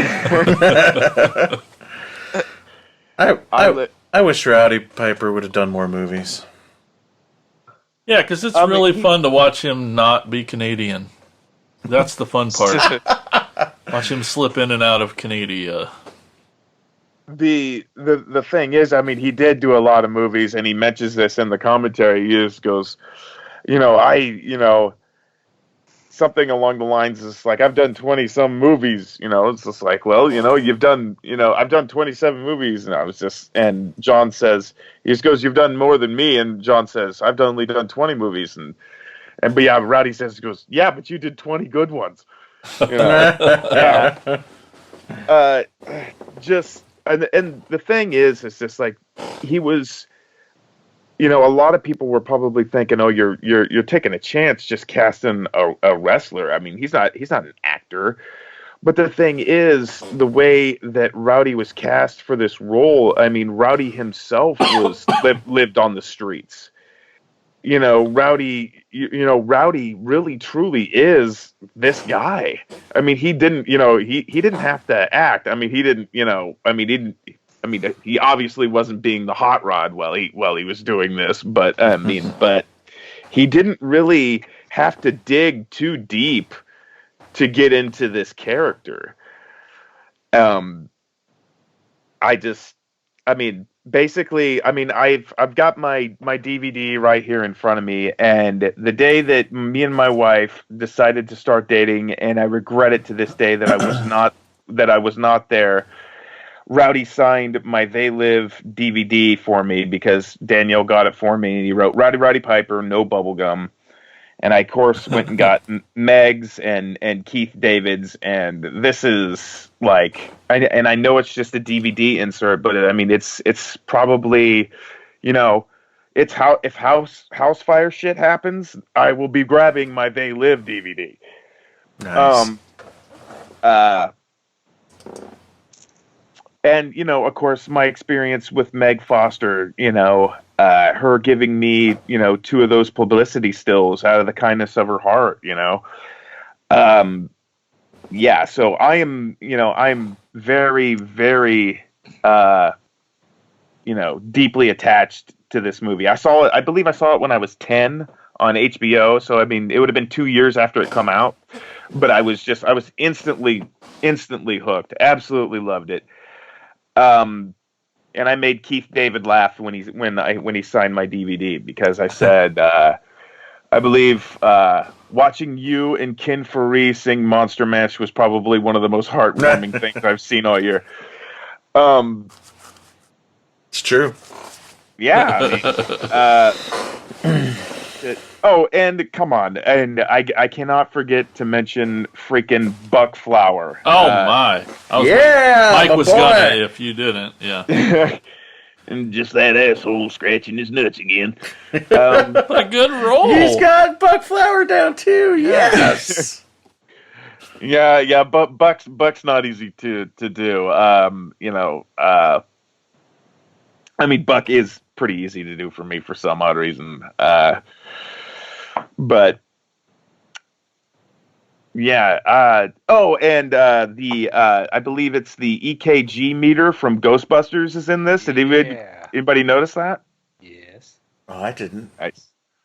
Yes, some of the alien guards, when they get to the underground bunker or whatever, they've got, like, I don't know what they were really using it for, but they do have, like, Egon's, like, little ghost finder thingy. Huh.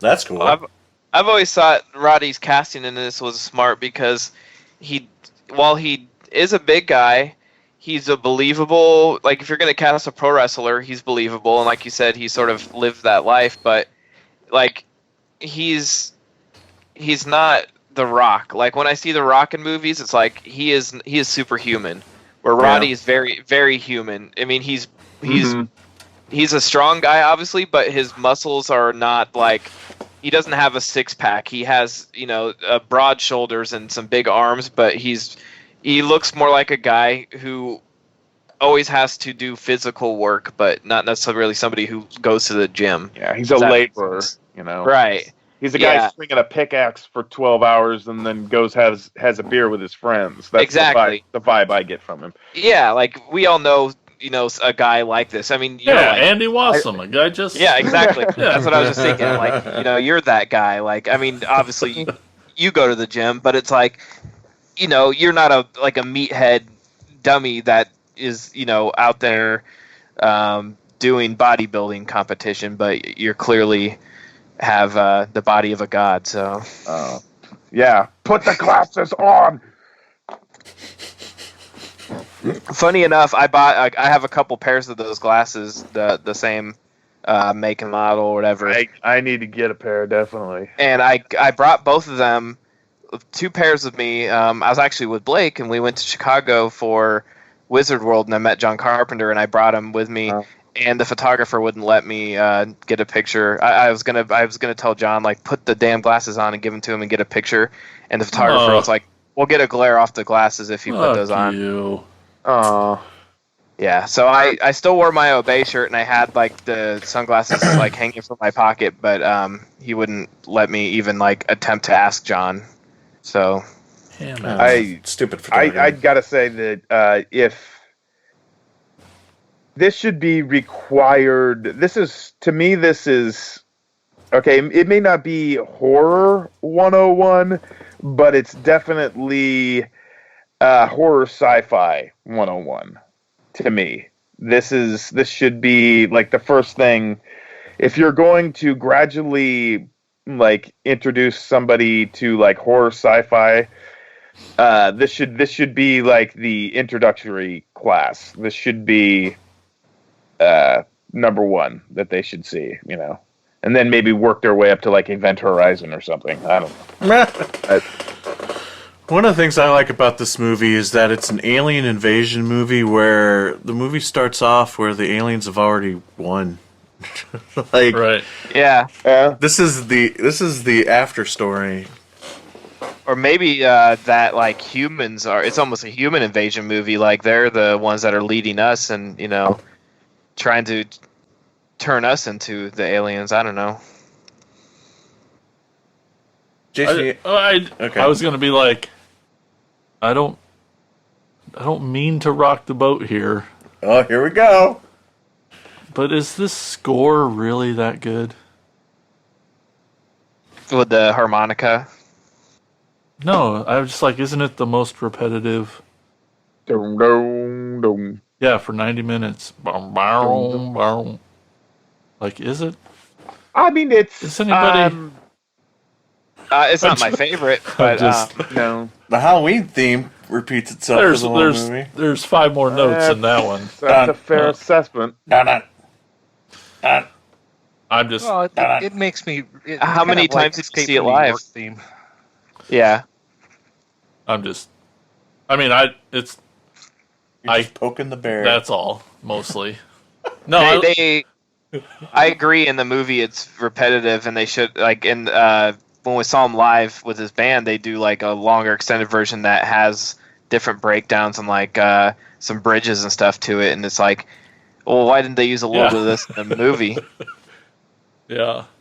I'm not a big fan of even the extended one. Like the harmonicas, I get it's sort of like the working man type thing, and Roddy plays harmonica in the movie, but it just it's not my favorite score. But I mean, it's something different for Carpenter, which is nice. Like I think this one and Big Trouble scores are like the 2 that are different. Like out of his, I would say out of his whole like filmography that he did the scores for, stand out as the 2 that are not like any of his others. The others are all sort of electronic synth and or piano and pretty simple, but these are different. Which I proudly both own original vinyl pressings of. Nice. I think it was weird. I hadn't seen this movie for. God, I got the Shout Factory edition of it like a year or so ago, or whatever it came out, and I just hadn't revisited it for a long time. And I could, for some reason, I either jumped into the movie halfway through, but I don't remember the bum being there in the movie, and then I watch the end and he's there with the tuxedo. I'm like, who the fuck is this guy? Like, I don't know what it is with me, but I've watched that movie several times and I clearly did not pay attention, or I just like jumped in when it was on, or I don't know what happened, but I'm like, why does this guy know them? Or is he just like somebody else? Like, I got always confused, and I was telling Tad that in the scene where he goes and jumps in the garbage truck and he's getting his pair of glasses out of there, and I don't know if it was just a weird edit because I was actually watching the movie this time, but they have their big brawl and they're both walking out of the alleyway and they both have shades on. And I'm like, did he go back into the trash to get more shades? Because I know there was a box of them, but when he was trying to get those out of that box, there was only one. And so when I was watching it, I'm like, where'd the other pair of sunglasses come from? Or was it just a weird edit? Andy? I think I saw there was a couple of, like, when he got the box and then he pulled a pair out, and there was like a few more like still rattling around inside. I mean, you kind of have to have an eagle eye about it, but and then he just goes, oh no, and then he kind of still had, you know, the box with him, and he was just trying to having him put on that certain pair. Okay.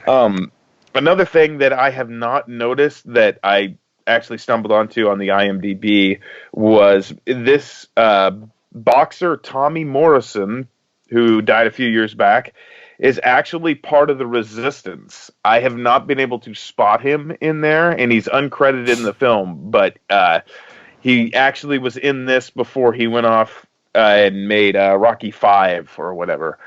But yes, Tommy Morrison is actually in They Live, so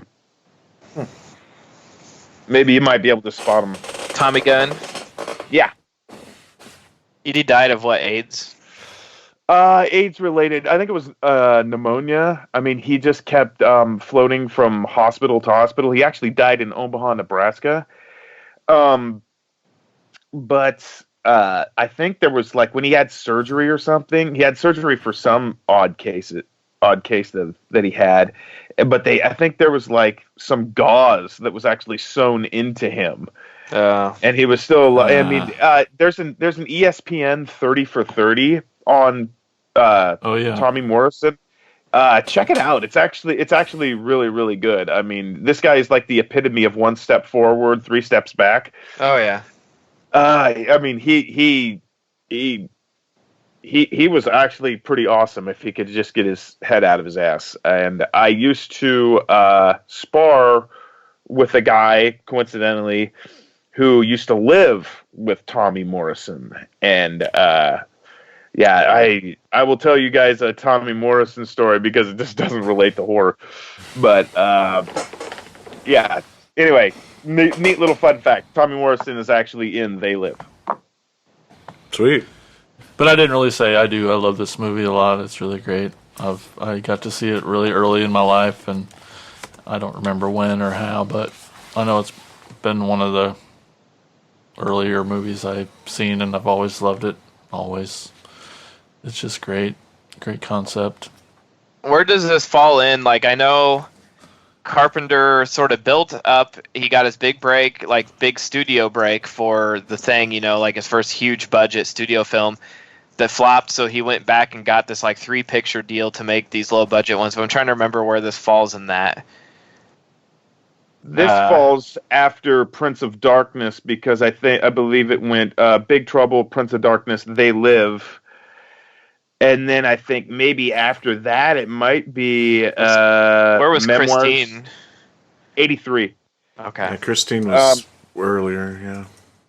Yeah, and I think Memoirs of an Invisible Man came after They Live, because I don't think anything happened in 89, and I think Memoirs of an Invisible Man was either 90 or 91. Yeah, it was definitely after, because I was out of high school when Memoirs came out. Which I haven't seen that in ages. I'd probably like to watch that again. Me neither. I should probably give it another chance, but like I only saw it the one time in the theater, and I thought it was awful. But it's still John Carpenter, so yeah, I'd say it's crazy to think about. Like, if The Thing would have been a success, we probably wouldn't have They Live. because he wouldn't have been doing this little budget movie with a pro wrestler, and it's like a happy accident. It's like, well, I'm glad that we have these movies, but what would have been if the thing was as big of a hit as they wanted it to be, and it would have been a huge success, and he would have kept doing big, studio pictures. And there's a fun little tie back to The Dead Zone that Deborah Hill produced it. Yeah, I noticed that in the. Oh yeah. That's right. Well, I couldn't remember why wasn't the thing successful in its heyday, or was it just bad timing? E.T. I think it was definitely bad timing. Yeah. Yeah, E.T. came out like right around the same time, and so it was like no one wanted to go see a mean-spirited alien movie when they had the one that was selling out every theater everywhere for an entire year. Good Lord. Yeah. Well, they already had the mean-spirited alien movie called, Alien, because you got 79, and then what's E.T.? Is that 80 or 81? Well, it was the same year, so Thing was 82. So 81 maybe for E.T.? No, it came out the same summer. It was the same summer, yeah. Like 2 weeks before, I think. Okay. And I also think, too, that the main audience that the Thing was for was also, like, butthurt because he was doing a remake of a classic sci-fi film. So at the time, the movie was familiar. The movie was for nobody. So the normies didn't want to go see it because they'd rather see Happy Little E.T., and the sci-fi fans didn't want to go see it because it was blasphemy that he did a remake.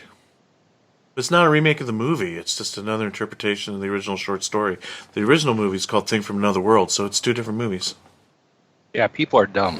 Yeah, and I don't know. Not I you haven't people read listening. the short story that They Live is based on, but it's also based on a short story, correct? 8 o'clock in the morning by Ray Nelson. Which the last 5 years they keep saying that there's going to be a new adaptation of that, and it hasn't come to be.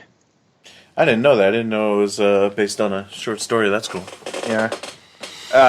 And just like, I actually have a book called Real Future, and it's basically a collection of short stories that were made into films. It's got The Lawnmower Man. It's got, I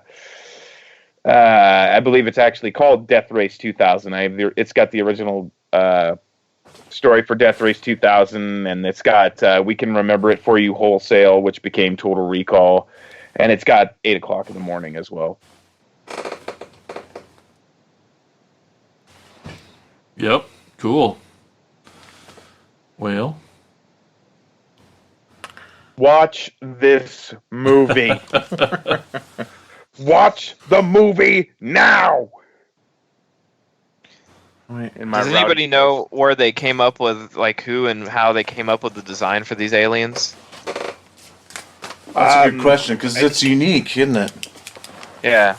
I was reading something that Carpenter said. He just goes, he didn't want it to come across as like some really trippy sci-fi thing. He didn't want it to be like goofy and all Roswell looking. He said they said he wanted to, since the theme of the movie is that they're corrupting society in general, they just wanted to be, he wanted them to look like, the aliens to look somewhat like corpses, like they were kind of like almost rotting away, because they were so corrupted and, and vile. So, I mean, he kind of, the look, he wanted them to look like that a certain way, but like as far as the overall aesthetic, I don't know much about that, but he just wanted them to look like corpse looking, but like living. Sorry. I know in the commentary they said like that one guy played all the aliens, right? Like most of them. Yeah, even the women, even the females. Yeah, and there's some really cool pictures I've seen. The behind the scenes pictures of them like applying the makeup and the like filming of this. And it's funny because like when I try to think of the sort of timeline of Carpenter's movies, in my mind, I don't even think of years. I just think of the behind the scenes pictures and what he looked like, because at this stage he had like the ponytail, like the white hair with the ponytail. He started turning gray because he aged really quick, and it's like, okay, and I know like on the Fog and Halloween, up until like a certain point, he still had like the brown like 70s hair with the mustache. So you know, you just got to think of like which Carpenter directed this movie, like what he looked like when he directed it, and that's how I know when it was made. It's funny you say that. It's funny you say that because I mean, if you look like the production stills of Big Trouble and in between They Live, yeah, they are almost night and day now that you think about it. Because like he still had a pretty thick head of that brown hair, and like in They Live, he's white as a damn ghost. Yeah, because you see that classic picture of him like staying with his arms crossed with Kurt Russell in front of the set on Big Trouble. That's like they got like one. swords or axes or something. Yeah. But then you think of the one he's sitting in the director's chair for They Live, and he has the big, huge shades on and like a puffy vest, and he has the white ponytail. And he has like a white ball cap on sometimes too. Yeah. Yeah. You can tell that we're fans, like by we're talking about. Like I know we know which pictures we're all talking about. I actually have the that Carpenter like behind the scenes like coffee table book right next to me, so I could crack it open and look, but. I won't bore you guys by describing pictures that I'm looking at. But I think like the billboards and stuff were all like miniatures, right? Like when they were the black and white versions, the Obey and all that. Those were all, I think, miniatures. So Seemed obviously like they it, didn't. Yeah. But it's really cool to think like this movie influenced Shepard Fairey to create the Obey line, which he used the Andre the Giant has a posse sticker, which evolved into a huge like political movement. Now he's like one of the most successful, biggest artists especially of our generation. But right now, as far as popular like pop culture, he's huge. He did all the stuff for Obama's campaign, and it started because he saw this movie and thought it was fun, and he made some sort of fake political stickers, and here he is now, how many years later, and it's crazy. And I believe that the name of that book is called On the Set with John Carpenter, correct? Yeah. Yeah, because I got it in my hands right now. Pretty good. Yeah, it's really really cool. Yeah, the pictures are gorgeous. Yeah. I did get there's a new one, or not new, but newish, like within maybe 3 or 4 years, there was one that's like the art of Big Trouble in Little China, and then the making of Big Trouble in Little China. There's 2 books. They're so expensive, dude. I know. They weren't. I should have pre-ordered them because they weren't bad when they came out, and now they're out of print. So. Yeah, and they're ridiculously high, but I still stupidly want one. Some of these photos, some of the behind the scenes, particularly ones with Halloween and like John Carpenter playing guitar with like Nick Castle. I mean, it's just it's great stuff. And Deborah Hill was like, a good looking bird back in the day, I think. Well, dude, in this movie, Meg Foster, her eyes, holy shit! You see her like in Rob Zombie stuff now. She looks like a leather purse, but but you know what? Like, God bless her for not getting all that surgery and changing who she is. She aged gracefully. Yeah. And you will never find a sweeter person. I know I'm biased, but a lot of people have said the same thing. She is the nicest person. Probably the best autograph experience and best celebrity experience I've ever had. Just meeting him as her as a person. Yeah. And I can't really say I've ever really had a bad one. Just. Some are better than others. Well, I'm sorry if I called her an old leather purse, but. Well, the thing is like now I have after like getting to know her as a person, and like the Lords of Salem was like really growing on me, now I can't. Now there's like certain scenes with her in it where she's like walking down the hallway naked. I was like, I can't watch this. This is just disturbing, and it's supposed to be. But I mean, it's just like, Meg, put some clothes on. That's my friend Meg. I know. It's just like you're like. I look at her as like this sweet old lady who's like lives down the street from me, and I'd like totally mow her lawn or like rake her leaves or something. That sounds dirty. I know when he said it, it did sound a little. I'd mow her lawn. Andy. Yeah, just completely corrupt what I say. You guys are dicks. Yep. Anyway, watch this movie because it's awesome, and Meg's eyes in this are mesmerizing, and that's what she's always been known for. Holly Thompson is her name in this film. Oh, yep. And she works at KRDA. You've watched this too many times, Andy. Well, did she basically was she kind of infiltrated their whole gang to keep everybody on up to date on what they were trying to do to dismantle the government? Is that what her kind of role was? Because she didn't really seem like I kind of felt like we could have used a little bit more background on her. I just looked at her as like a double agent, Yeah. Sort of like Ellie in Halloween 3. Oh, she turned up to be an alien or a robot. But they sort of use the same type of thing where you don't suspect that they're the bad guy, and like Elizabeth Hurley and Austin Powers. Yeah, she was a fembot all along. Perfect comparison. Exactly right. Any chance to bring Austin Powers in, go for it. Yeah, baby. Oh my God, Jesus. So do you guys have any honorable mentions when you think about political horror? Any other ones come to mind? Like everything Cronenberg's ever done. Okay, yeah. Mm-hmm. I had one earlier. Think of stuff. Yeah. Obviously, all the other Purge movies are all fantastic. Man, I'm kind of drawing a blank here. That's all right. We can leave some for the shout out, folks. But and obviously, you think of the Crazies. Yeah, anything George Romero too. Has a political stuff. Society. Oh my goodness. Ah, there you go. Oh yeah. Yeah, Land of the Dead's definitely got some. Yep. Big time. Could have a whole nother political horror round on podcast. one could say there is a political statement in it, but I mean it's not in your face political. The People Underneath the Stairs. Actually, that's one of the top 10. They even list Candyman as one of these.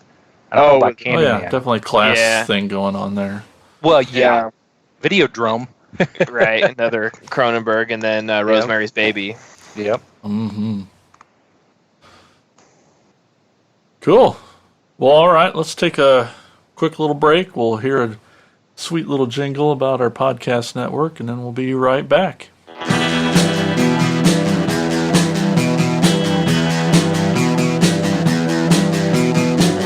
You're listening to the Prescribed Films Podcast Network, home to hundreds of hours of free podcast entertainment. The shows on this network all have a common goal, providing you with the best discussions about movies and other forms of entertainment media.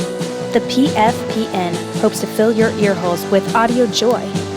Visit our website with links to all the other amazing shows at www.thepfpn.com.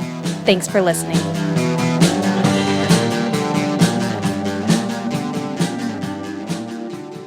And we're back. Why don't we head on over to Jason? Hey, that's me. Shout-outs. I'll do some shout-outs. It's time for... Shout-outs! Shout-outs! Shout-outs! Shout-outs! Shout-outs! So we asked, just what your favorite political-based horror films are, and we got some people who answered because they're awesome. And up first in our podcast group edition on Facebook, we got Mark Dixon. He says, no brainer, they live. That's right. Attaboy. That's a good one.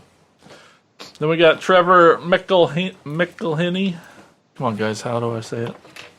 Just Trevor. We know Trevor. I know we know Trevor. I feel bad every time. Trevor! He says, the dead zone. Good answer. Good choice. Right, right. And then over on our Facebook page, we got Nick Leadham says, Videodrome. We got Chucky Barsick says, they live, with a little skull emoji with sunglasses. That's pretty good. Yes. And then we got our pal Tim Lennerer from the Fiasco Brothers. He says, he's got a little bit here. Let me. Horror is an inherently political genre, especially in film. If you're trying to resonate with a mass audience, you've got to reflect what is making them nervous, or your movie won't connect. See David J. Scull's excellent The Monster Show for a book-length treatment of this idea. Having said that, the social breakdown at the start of Dawn of the Dead is the best example of George Romero's lefty politics paired with horrifying images you could ever hope for, and it feels more realistic every passing year. Police gunning down black apartment dwellers, television stations more concerned with viewership numbers than whether or not people are going to die, following the instructions on the screen. The security guy at the TV station still checking employee IDs during the apocalypse. It's all a look at how badly Americans are going to handle a huge crisis, and it's all horrifyingly convincing. Oh, and don't forget that George Romero's Land of the Dead came out 4 months before Hurricane Katrina made landfall and the rich fleeing while the poor face the brunt of a massive cataclysm is in the third act. Yeah, George Romero. Yeah, Boom. word up, Tim. Take it. And I have actually read that Monster Show book, although it's been about a decade, so I can't retain information that well. I hear you. Then we got Reggie Camouflage, because that's how I'm going to say it, because I can't say it any other way. Sorry, buddy. He says, Camouflage? Oh, I'm so sorry. He says, The Omen 1, 2, and 3. Yeah. Yeah. Yep. Then we got our attacker, Brian J. Godsill says, what about The Stuff? One of my favorites. Oh, yeah. A lot of good commentary in that one. Uh-huh. And then lastly, we got, I think might be a first-time commenter, Melissa Merlot says, or if she's French, Merlot. Just explaining that to you, Mike. Oh, my. Uh-huh. She says, the Dead Zone. I just went. We didn't have anything over on Twitter. We didn't have anything on Instagram. But that does remind me, we did have something on Patreon. Wait for it. It was also Brian. I remember that. He said, oh, yeah, you have to go with They Live. You have to. You have to. He's not wrong. Fucking A right. You knew Andy'd agree with that. Anyway, so you got all those places you can leave a comment. We always post a little shout-out picture. That means it's time for you to comment. So when you see it, comment. But you can also give us a call on our voicemail. I know, pretty cool, right? And we have a voicemail. That's right. I dare you to call it. Yeah, I dare you. You can call and say anything. We're going to put it on the show. Anything. Mainly to make sure it still works. I bet you won't do it, you chicken. And to answer Mike's dare, you can go to 415-952-6857 or 415-95-AOTKP. Leave that voicemail and we will play it on the show. And that's shout-outs. Hey. Shh. You smell that? It's Insane's Picks!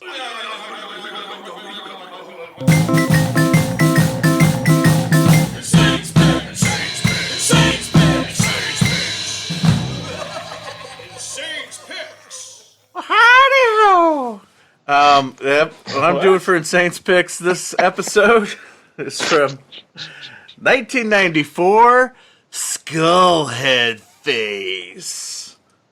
What the hell That's is... the real name of a movie? Yeah.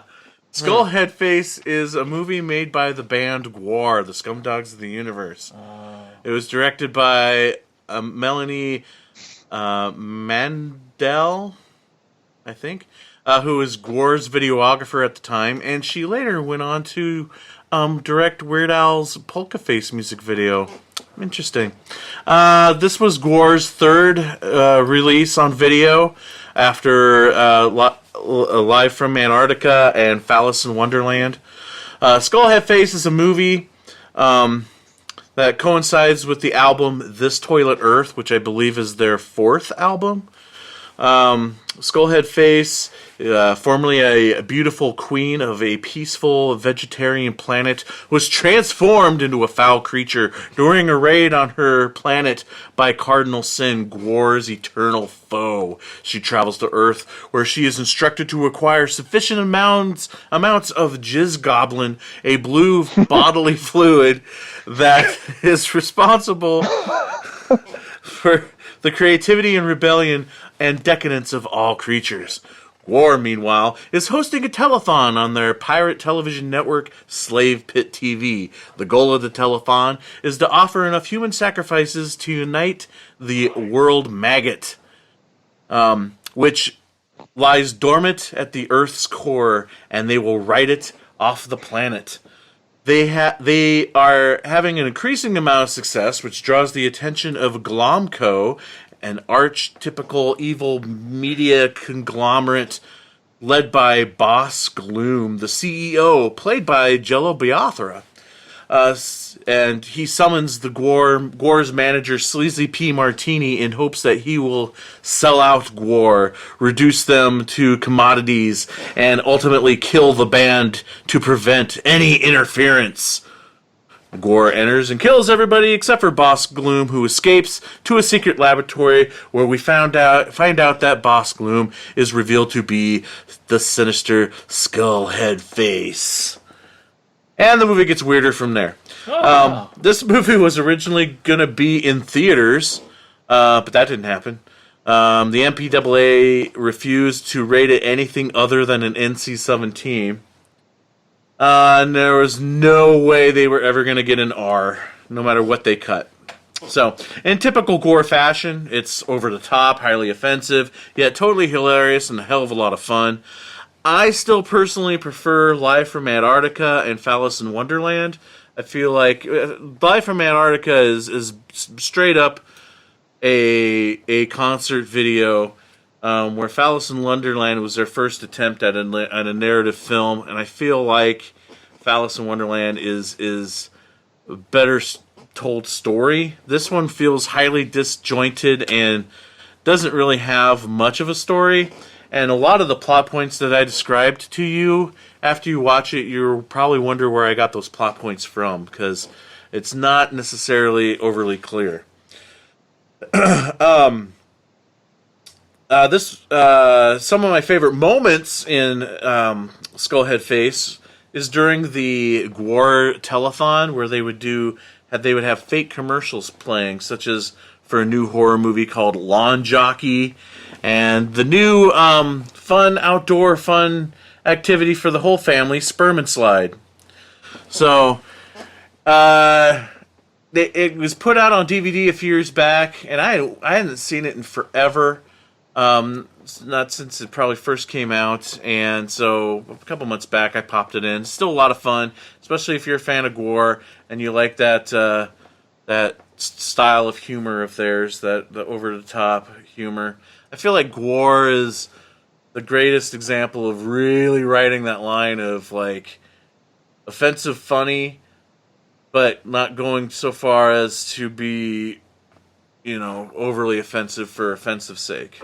I mean, obviously, they know their audience. So, bless you. Yeah, excuse me. So, I don't think it's ever been to Blu-ray, probably not. But if you can find the DVD of it or the old VHS, I would highly recommend it. I don't I doubt if it's streaming anywhere.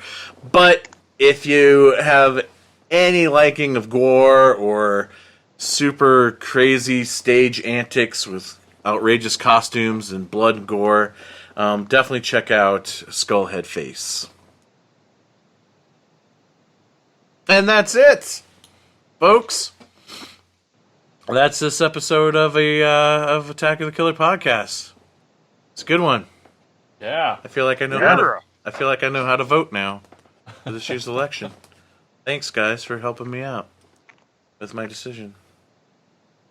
Basically, I'm gonna vote for Martin Sheen. Good plan. Right in my vote. I'm voting for Camacho. Yes. Yeah, you're not wrong there. We totally. It's what plants crave.